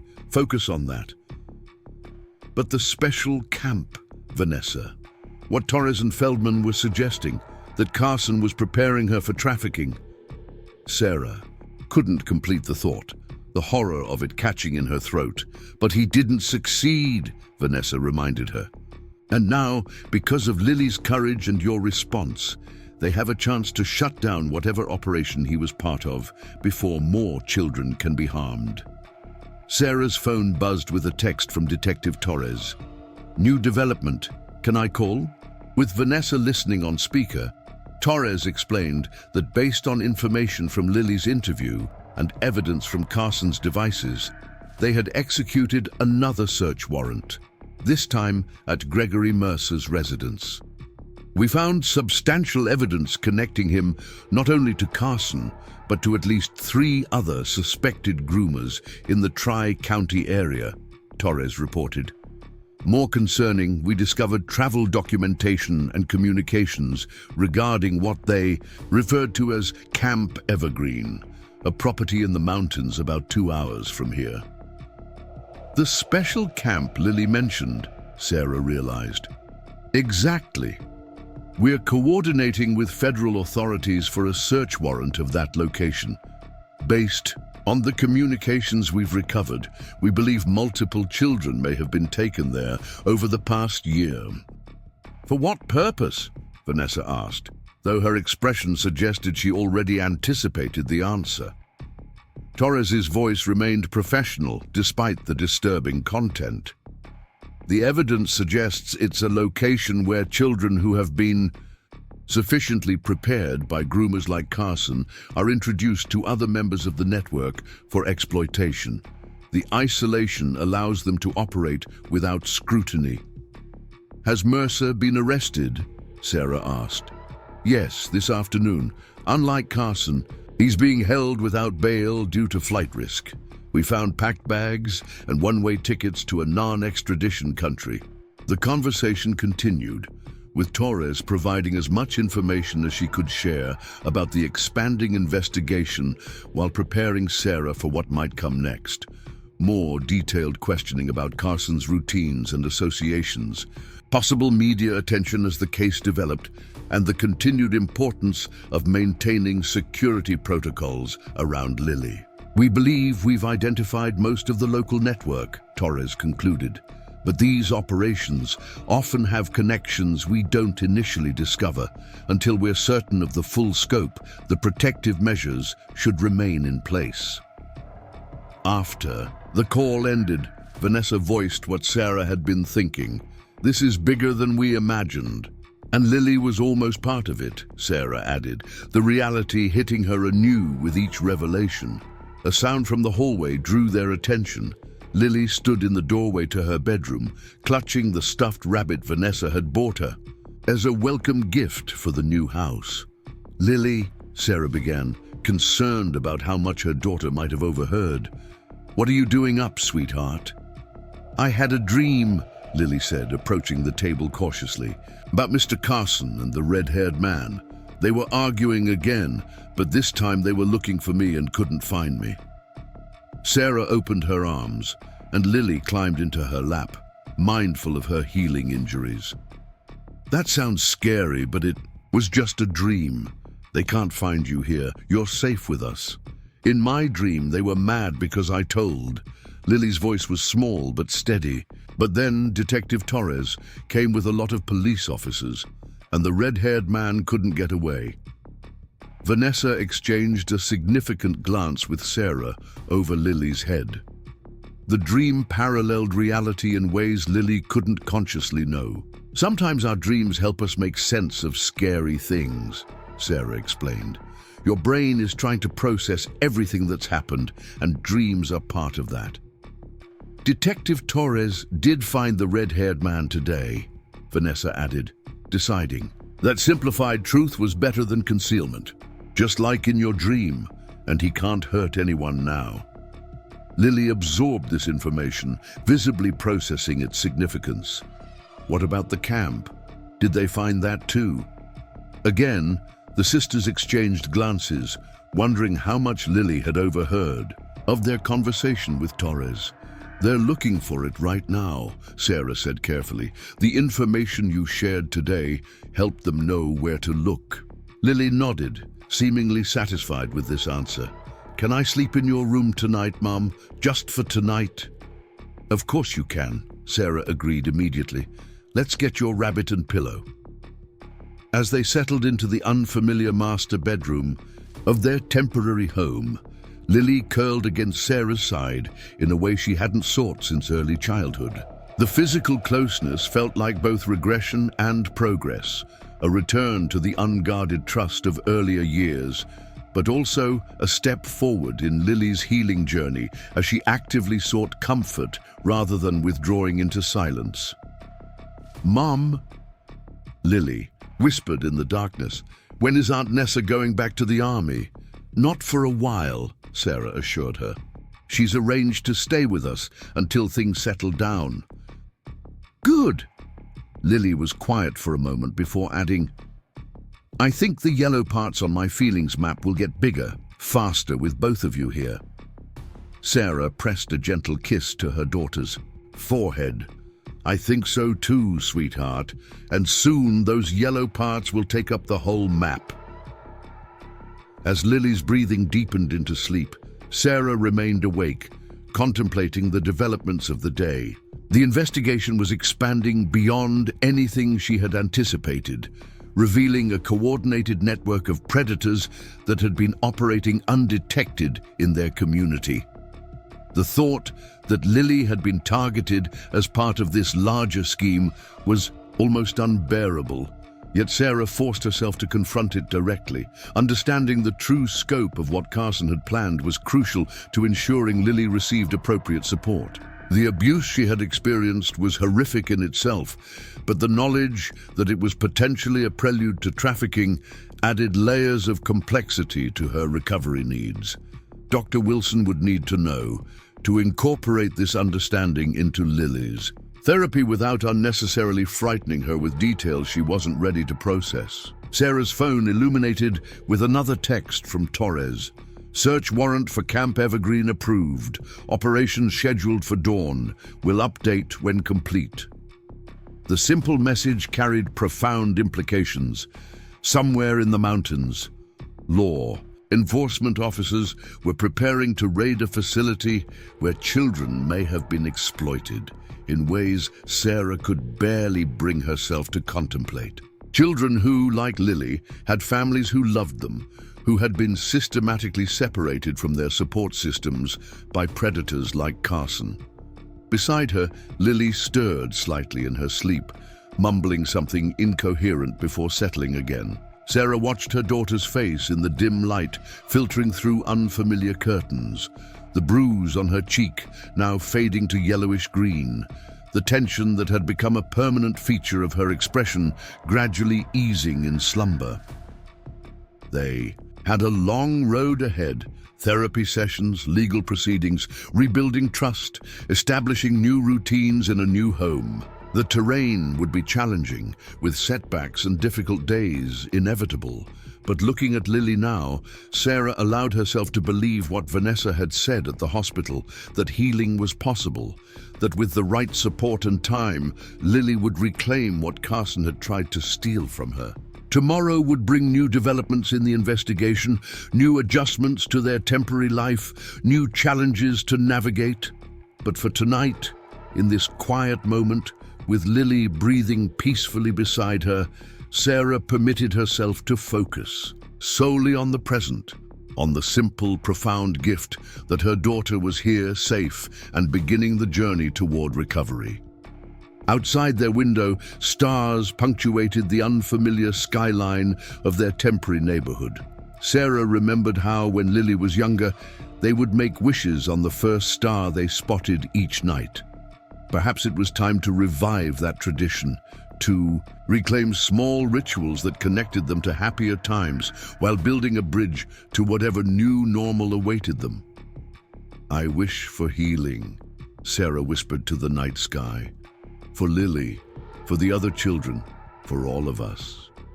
It wasn't a magical solution, just a quiet affirmation of hope in the darkness.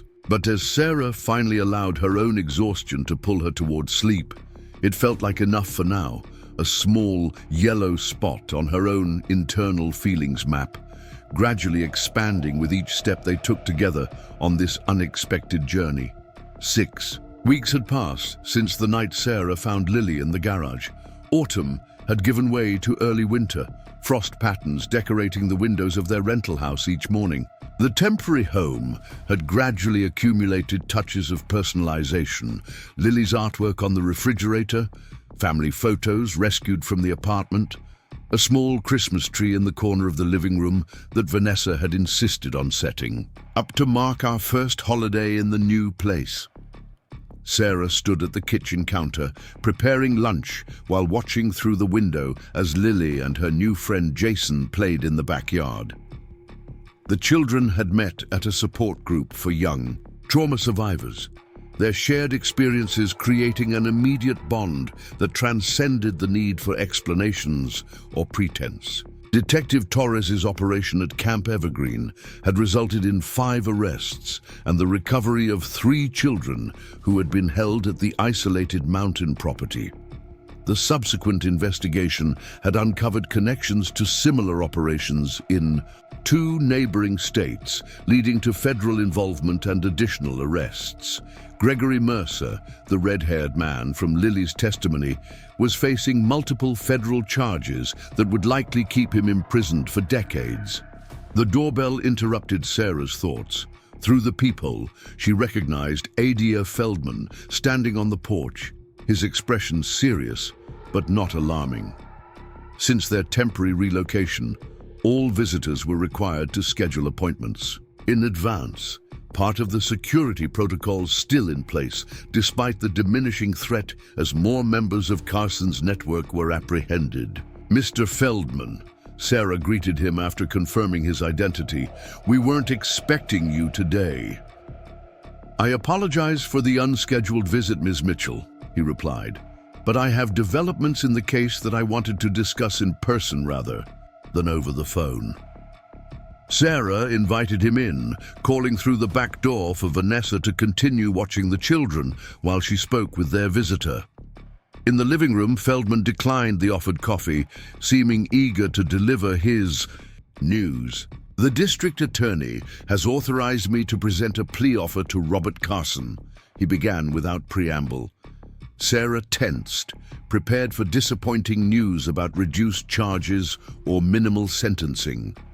The criminal justice system's treatment of child abusers had been a sobering education over the past weeks, with Feldman carefully managing her expectations about potential outcomes. "What kind of plea?" she asked, bracing herself. 25 years, no possibility of parole for 15, Feldman replied. "Sexual offender registration for life, permanent restraining orders protecting Lily and all identified victims, and full cooperation in the ongoing federal investigation." Sarah blinked, processing terms far more substantial than she had anticipated. "That's significant. Why would he accept that?" "Because the alternative is worse," Feldman explained. "The evidence from Camp Evergreen and Mercer's cooperation have strengthened our case considerably. If we go to trial on all charges, including the federal ones, Carson is looking at a potential life sentence." "So why offer a plea at all?" Sarah asked. "If the case is that strong." Feldman leaned forward slightly, his expression compassionate but direct. "2 reasons. First, trials are unpredictable.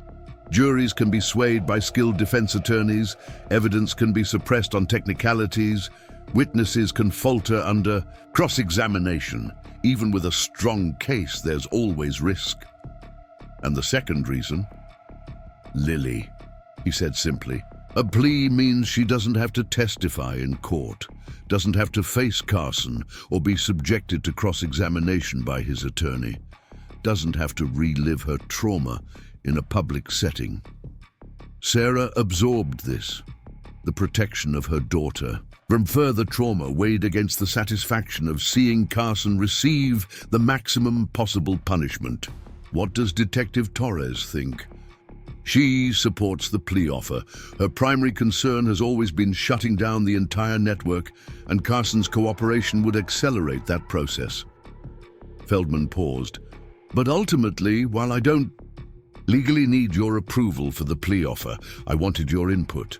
You and Lily have been at the center of this case from the beginning. Through the window, Sarah could see Lily laughing. As she and Jason took turns pushing each other on the tire swing Vanessa had hung from the old oak tree. These moments of uncomplicated joy had been rare in the beginning, but were gradually becoming more frequent as therapy progressed and safety was re-established in Lily's life. If Carson accepts this plea, Sarah said, still watching her daughter, what happens next? For Lily, I mean. She would still need to provide a victim impact statement, but it could be written rather than delivered in person. The court would consider it during sentencing. Feldman followed Sarah's gaze to the window. Dr. Wilson believes this approach would be significantly less traumatic than trial testimony.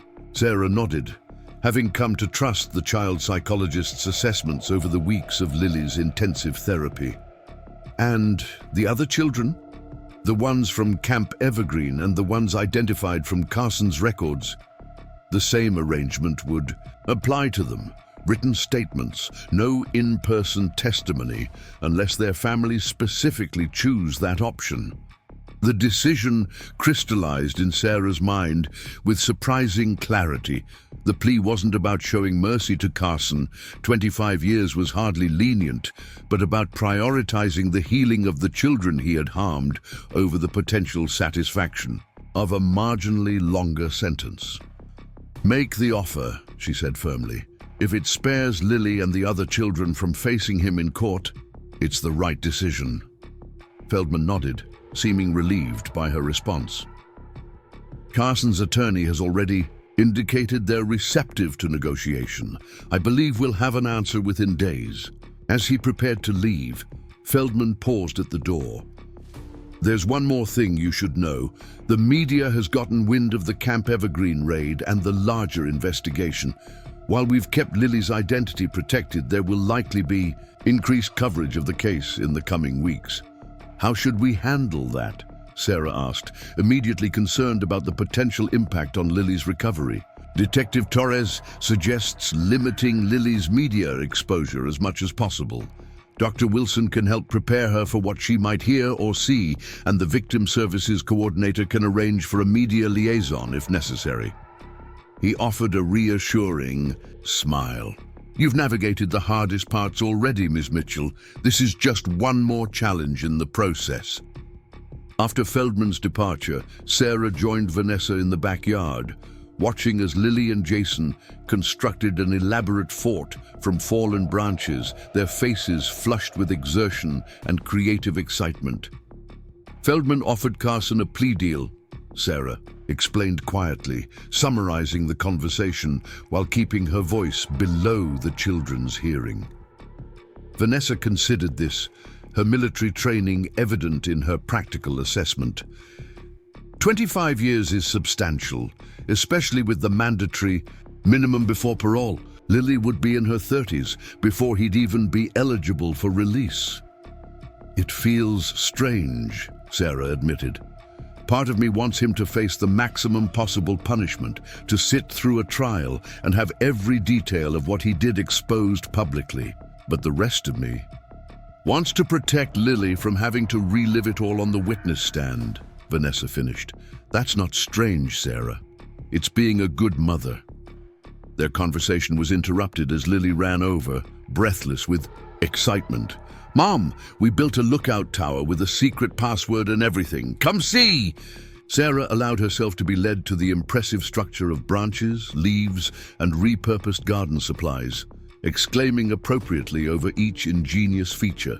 Jason, initially shy around adults, had gradually warmed to Sarah and Vanessa, recognizing in them the same protective instincts he'd found in his own parents since his experiences with another member of Carson's network had come to light. This is headquarters for the Brave Kids Club, Lily explained, with uncharacteristic animation. That's what Jason and I decided to call ourselves, for kids who tell the truth, even when it's scary. The children's unconscious therapy work through play struck Sarah anew, how they processed their trauma through narratives of bravery and truth-telling. reclaiming agency through creative collaboration. "I think that's an excellent name," she affirmed. "Very fitting for both of you."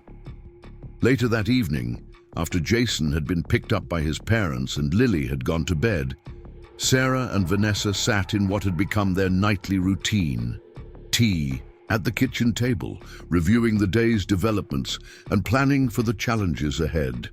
"I received word on my reassignment," Vanessa announced. "It's official. 18 months minimum at the Riverdale recruitment office, with priority consideration for extension if I want it." "That's wonderful," Sarah said, genuine relief evident in her voice. Vanessa's presence had been instrumental in their stability over the past weeks, her practical strength balancing Sarah's emotional support for Lily. "I've also been looking at housing options," Vanessa continued. "The rental agreement here expires in 6 weeks, and while Mr. Anderson has offered to extend it, I think we should consider something more permanent." The question of where they would ultimately settle had been hovering on the periphery of their planning. The apartment in Oakwood Heights was technically still theirs, but neither Sarah nor Lily had expressed any desire to return to a place so thoroughly tainted by Carson's presence. "I've been thinking about that too," Sarah admitted. "Memorial General has approved my transfer to the outpatient clinic, regular hours, no more night shifts. The salary is less, but so is the stress, and I'll be home every evening with Lily." "Have you told her yet about not going back to the old apartment?" Sarah shook her head. "I wanted to wait until we had a concrete plan. She's had enough uncertainty." "Well, I might have the beginnings of a plan," Vanessa said, reaching for her laptop. "There's a duplex for sale about 3 blocks from Pinewood Elementary. 2 units, one with 3 bedrooms, one with 2, both recently renovated." Sarah raised an eyebrow. "Are you suggesting what I think you're suggesting?" "Why not? I need a place to live for at least 18 months. You and Lily need a permanent home. My VA home loan benefit would cover a substantial down payment." Vanessa clicked through photos of a modest but well-maintained property. "You and Lily could take the larger unit. I'd take the smaller one. Separate enough for privacy. Close. Enough for security and support." The proposal was unexpected, but immediately appealing. The past weeks had reinforced what Sarah had always known, that their small family unit was stronger together than apart. Vanessa's presence provided not just practical assistance, but emotional ballast as they navigated the aftermath of trauma. "Lily would love having you next door," Sarah said, considering the possibilities. "And from a security perspective, it makes sense even after the immediate concerns diminish." "Sleep on it," Vanessa suggested. "We can look at the property this weekend if you're interested. No pressure, no rush decisions." Sarah nodded, appreciating her sister's approach. Every choice since the night of Lily's disclosure had felt weighted with significance, potential paths branching from each decision point. The duplex represented another such choice, a commitment to rebuilding their lives here in Riverdale rather than seeking a completely fresh start elsewhere.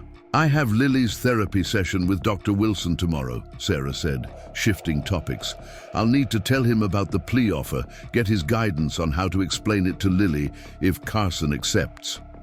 She'll have questions about what it means." Vanessa acknowledged. "About whether she'll have to see Carson again, whether he'll go to jail, how long he'll stay there. Dr. Wilson has been invaluable in helping me frame these conversations," Sarah said. "I never realized there was an entire vocabulary for discussing legal proceedings with children who've experienced trauma. Specific words to use, others to avoid." "You've become quite the expert yourself," Vanessa observed. "I've watched you navigate these past weeks with Lily. The patience, the consistency, the balance between honesty and protection. It's remarkable, Sarah." The praise felt both earned and uncomfortable. "I've made plenty of mistakes, times when I've said too much or not enough, when I've misread her signals or projected my own fears onto her reactions.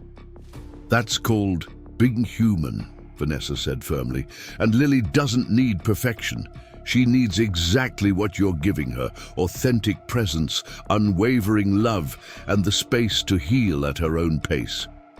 Sarah's phone vibrated with a text from Detective Torres. Carson's attorney reached out. They want to discuss terms, looking promising. We'll update tomorrow. She showed the message to Vanessa, a complex mix of emotions surfacing at this indication that Carson might indeed accept the plea. Relief that Lily might be spared a trial. Satisfaction that he would face significant consequences. Apprehension about explaining the process to her daughter. One step closer to resolution, Vanessa commented, though I suppose resolution isn't quite the right word. More like a milestone in an ongoing journey. That's what Dr. Wilson keeps emphasizing, Sarah agreed, that healing isn't linear or finite, that we're establishing a new normal rather than returning to the old one. The sisters continued talking into the night, their conversation ranging from practical matters like school enrollment for the spring semester to deeper reflections on how the experience had altered their perspectives on security, community, and resilience. When Sarah finally went to bed, she found Lily awake in her room, sitting cross-legged on her bed surrounded by drawings.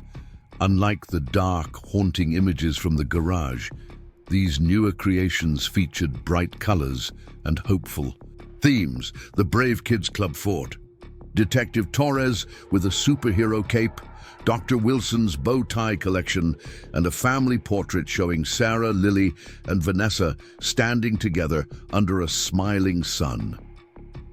I couldn't sleep, Lily explained. But Dr. Wilson said, when that happens, I should do something quiet that makes me feel good instead of just lying there with scary thoughts. So I decided to make pictures of safe people and places. Sarah sat beside her, studying the artwork with genuine appreciation. These are beautiful, Lily. I especially love this one. She pointed to the family portrait. Is this our new home you've drawn in the background? Lily nodded. Not this house, but wherever we go next.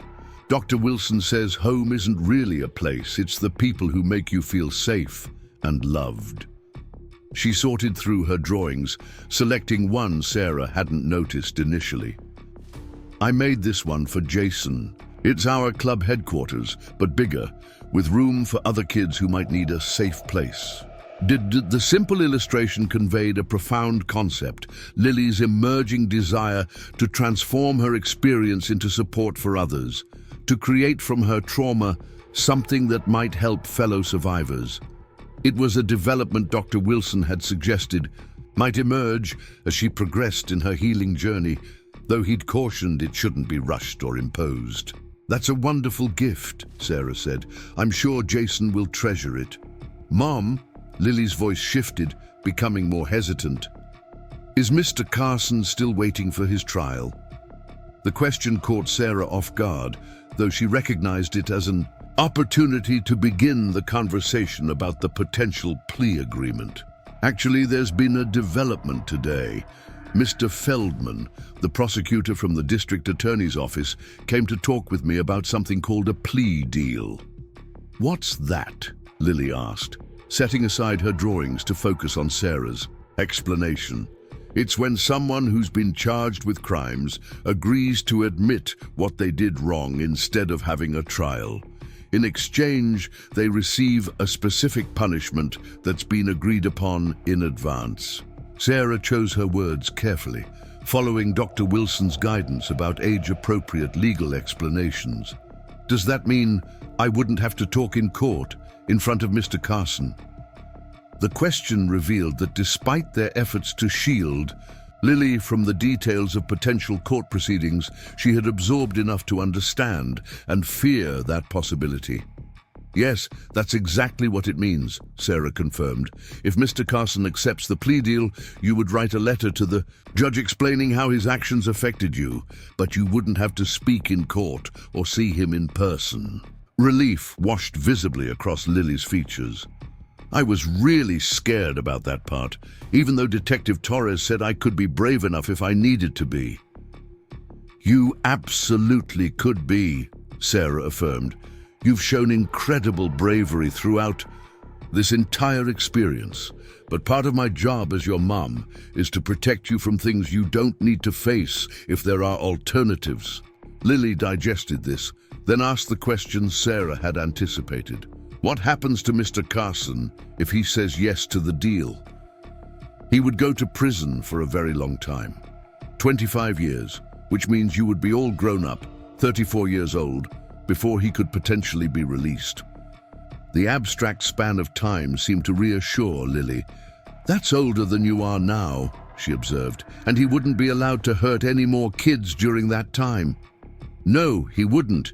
He'd be in prison where he couldn't harm anyone. Sarah hesitated before adding the next part. He would also have to tell the police and prosecutors everything he knows about the other people involved, like the man with red hair and the people at the camp. Lily nodded solemnly. So they can find all the other kids and help them too. Exactly. I think that's good then, Lily decided after a moment's reflection, even though part of me wants to tell the judge myself what he did. She looked up at Sarah, her expression surprisingly mature.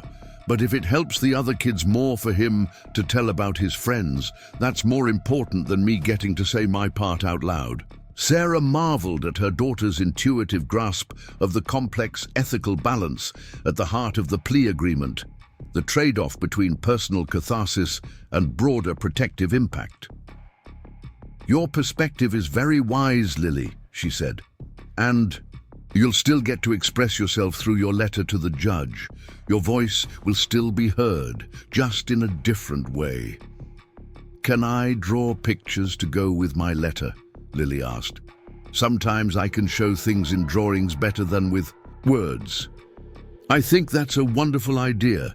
We can ask Mr. Feldman if the judge can see your artwork as well as your letter.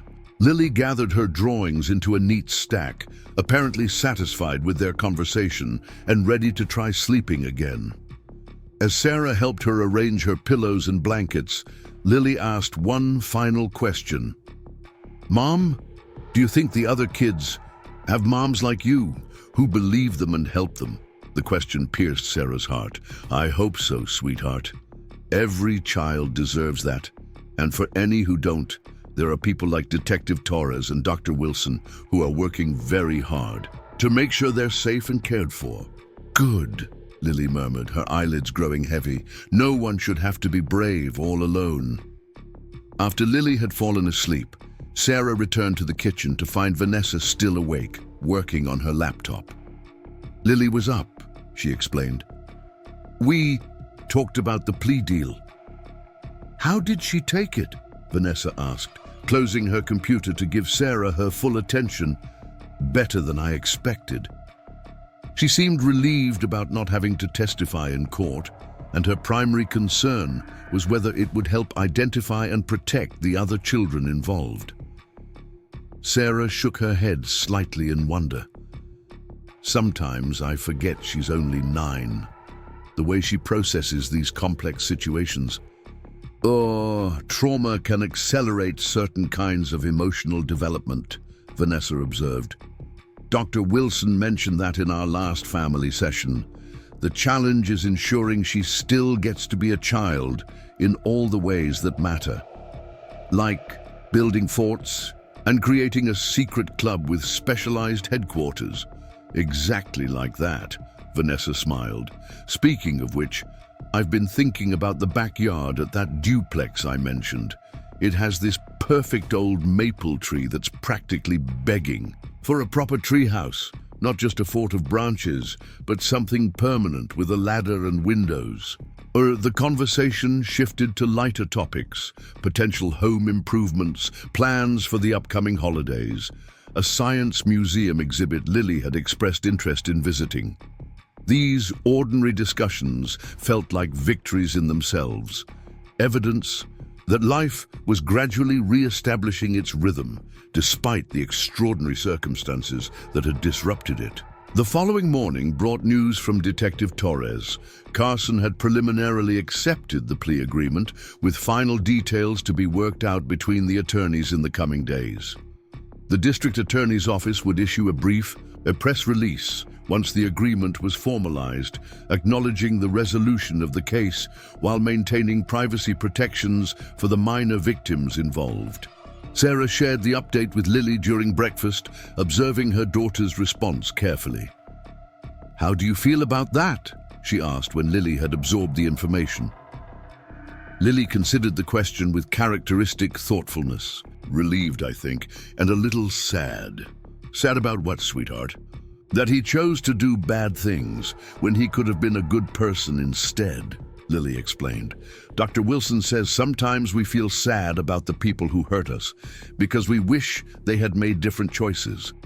The insight reflected the progress Lily had made in therapy, developing frameworks for understanding and expressing the complex emotions surrounding her trauma. Sarah had witnessed this evolution over the weeks, from the initial shock and fear, through anger and confusion, to the beginnings of integration and meaning-making that characterized more advanced healing.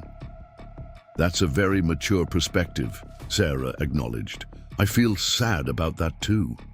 After breakfast, they drove to Dr. Wilson's office for Lily's scheduled therapy session. The child-friendly space had become familiar territory, a place where Lily engaged in the hard but necessary work of processing her experiences through art, play, and increasingly direct conversation. While Lily worked with Dr. Wilson, Sarah met with Detective Torres in the center's family consultation room to discuss the latest developments in the case and ongoing security considerations. "The plea agreement is moving forward smoothly," Torres confirmed. "Carson's primary motivation appears to be avoiding federal charges related to the trafficking aspects of the network. He's already provided valuable information confirming connections we suspected but couldn't previously prove." "What about the children from Camp Evergreen?" Sarah asked. "How are they doing?" "As well as can be expected under the circumstances. They're receiving intensive support, similar to Lily's, but tailored to their specific experiences." Torres hesitated before continuing. "I want you to know that Lily's disclosure truly set in motion the entire dismantling of this network. Without her courage and your immediate response, we might not have identified the connections between Carson, Mercer, and the camp operation until many more children had been harmed. The knowledge that Lily's trauma had potentially spared others provided a measure of meaning within the senseless horror of what had occurred. Not justification. Nothing could justify what Carson had done, but a thread of purpose that Sarah had begun to grasp as she worked through her own therapy sessions parallel to Lily's. "Dr. Wilson says Lily is showing remarkable progress," Torres continued. "He believes her prognosis for recovery is excellent, given the early intervention and comprehensive support." "She still has nightmares," Sarah said, "and certain triggers, unexpected. Knocking at the door, men with particular physical characteristics similar to Carson's can cause anxiety responses, but the frequency and intensity are decreasing. That's consistent with healthy trauma recovery," Torres assured her. "Complete absence of symptoms would actually be more concerning at this stage. It would suggest repression rather than processing." Their conversation shifted to practical matters: the timeline for finalizing the plea agreement, the victim impact statement Lily would prepare with Dr. Wilson's guidance, the eventual sentencing hearing that Sarah could attend as Lily's representative, if she chose to do so. When Lily's session concluded, she emerged from Dr. Wilson's office carrying a new drawing, a colorful map with various paths winding through landscapes of different emotional terrain. "It's my healing map," she explained proudly, showing it to Sarah and Detective Torres. "Dr. Wilson helped me create it to understand where I've been and where I'm going. See, I started here," she pointed to a dark area labeled the Scary Forest, "but now I'm here, Her finger moved to a brighter section called Brave Bridge, and eventually I'll reach these places. The final destinations included Peaceful, Meadow, Strength Mountain, and Wisdom River. What a beautiful and meaningful creation, Torres commented, studying the map with genuine interest. I especially like how you've drawn helpers along the different paths. Lily nodded, pointing out the small figures representing Sarah, Vanessa, Dr. Wilson, Detective Torres, and others who had supported her journey. Dr. Wilson says everyone's map looks different, but nobody has to travel alone unless they choose to. In the car driving home, Lily studied her map again before carefully placing it in her therapy folder. Mom, can we drive by the duplex Aunt Nessa told me about, the one that might be our new home? Sarah was surprised by the request. Aunt Nessa mentioned it to you already. This morning while you were in the shower, she showed me pictures on her computer and said we might go see it this weekend if you thought it was a good idea. Lily looked out the window at the passing neighborhood. I'd like to see it sooner if that's okay, to help me imagine our next chapter. The phrase, our next chapter, was one Dr. Wilson often used in therapy, framing their experience as part of an ongoing narrative rather than a defining endpoint. Hearing Lily adopt this language voluntarily suggested she was internalizing the healing concepts, making them her own. I think we can drive by, Sarah agreed, adjusting their route. Though we won't be able to go inside without arranging it first. The duplex was situated on a quiet street lined with mature trees, its brick exterior and covered porches lending it a timeless charm. Sarah parked across the street, allowing them to observe the property from a respectful distance. It looks like the house in my family drawing, Lily remarked with evident satisfaction. I didn't even know what it looked like then, but somehow I got it right. Dr. Wilson says that's my intuition helping me picture what I need. Sarah studied the property with fresh eyes, trying to see it through Lily's perspective, not just as a practical housing solution, but as a symbol of their family's resilience and continuity. The duplex represented something they had almost lost in the aftermath of Carson's abuse, a future they could plan for, a stable foundation from which Lily could continue her healing journey. What do you think, Mom? Lily asked, watching Sarah's expression carefully. Could it be home? Sarah reached for her daughter's hand, squeezing it gently. I think it absolutely could, sweetheart. It feels right to me, too. As they drove away, Lily's gaze remained fixed on the duplex until it disappeared from view. I'm going to put it on my healing map, she decided, right at the edge of Brave Bridge, ready for when we cross over. The simple statement captured everything Sarah had come to admire about her daughter's spirit, the ability to incorporate change into her understanding of recovery, to find meaning in transitions, to face an uncertain future with hope rather than fear. Whatever challenges awaited them, the finalization of Carson's plea agreement, the ongoing therapy work, the establishment of their new home and routines, Sarah felt a quiet confidence that they would navigate them together, with the support of the community that had formed around them in their time of greatest need. The path forward would not be straight or simple. There would be difficult days, unexpected triggers, moments when the weight of what had happened would feel overwhelming. But there would also be joy, growth, and the deepening bonds that had been tested but ultimately strengthened by adversity. As they approached their temporary home, Sarah noticed Lily humming softly, a habit that had disappeared during Carson's abuse, but had gradually returned in recent weeks.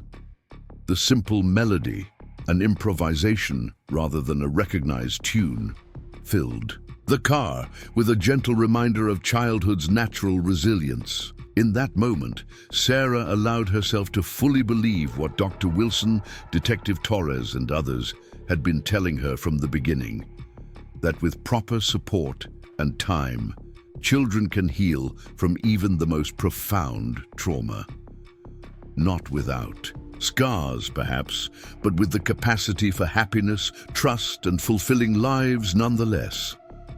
Lily's journey was far from complete, but she was no longer hiding in the garage, bearing her pain in isolation. She was moving forward, step by step, on a path illuminated by truth, supported by love, and leading toward a future where Carson's shadow would continue to recede until it became just one chapter in a much longer, brighter story. Up next, you've got two more standout stories right on your screen. If this one hit the mark, you won't want to pass these up. Just click and check them out.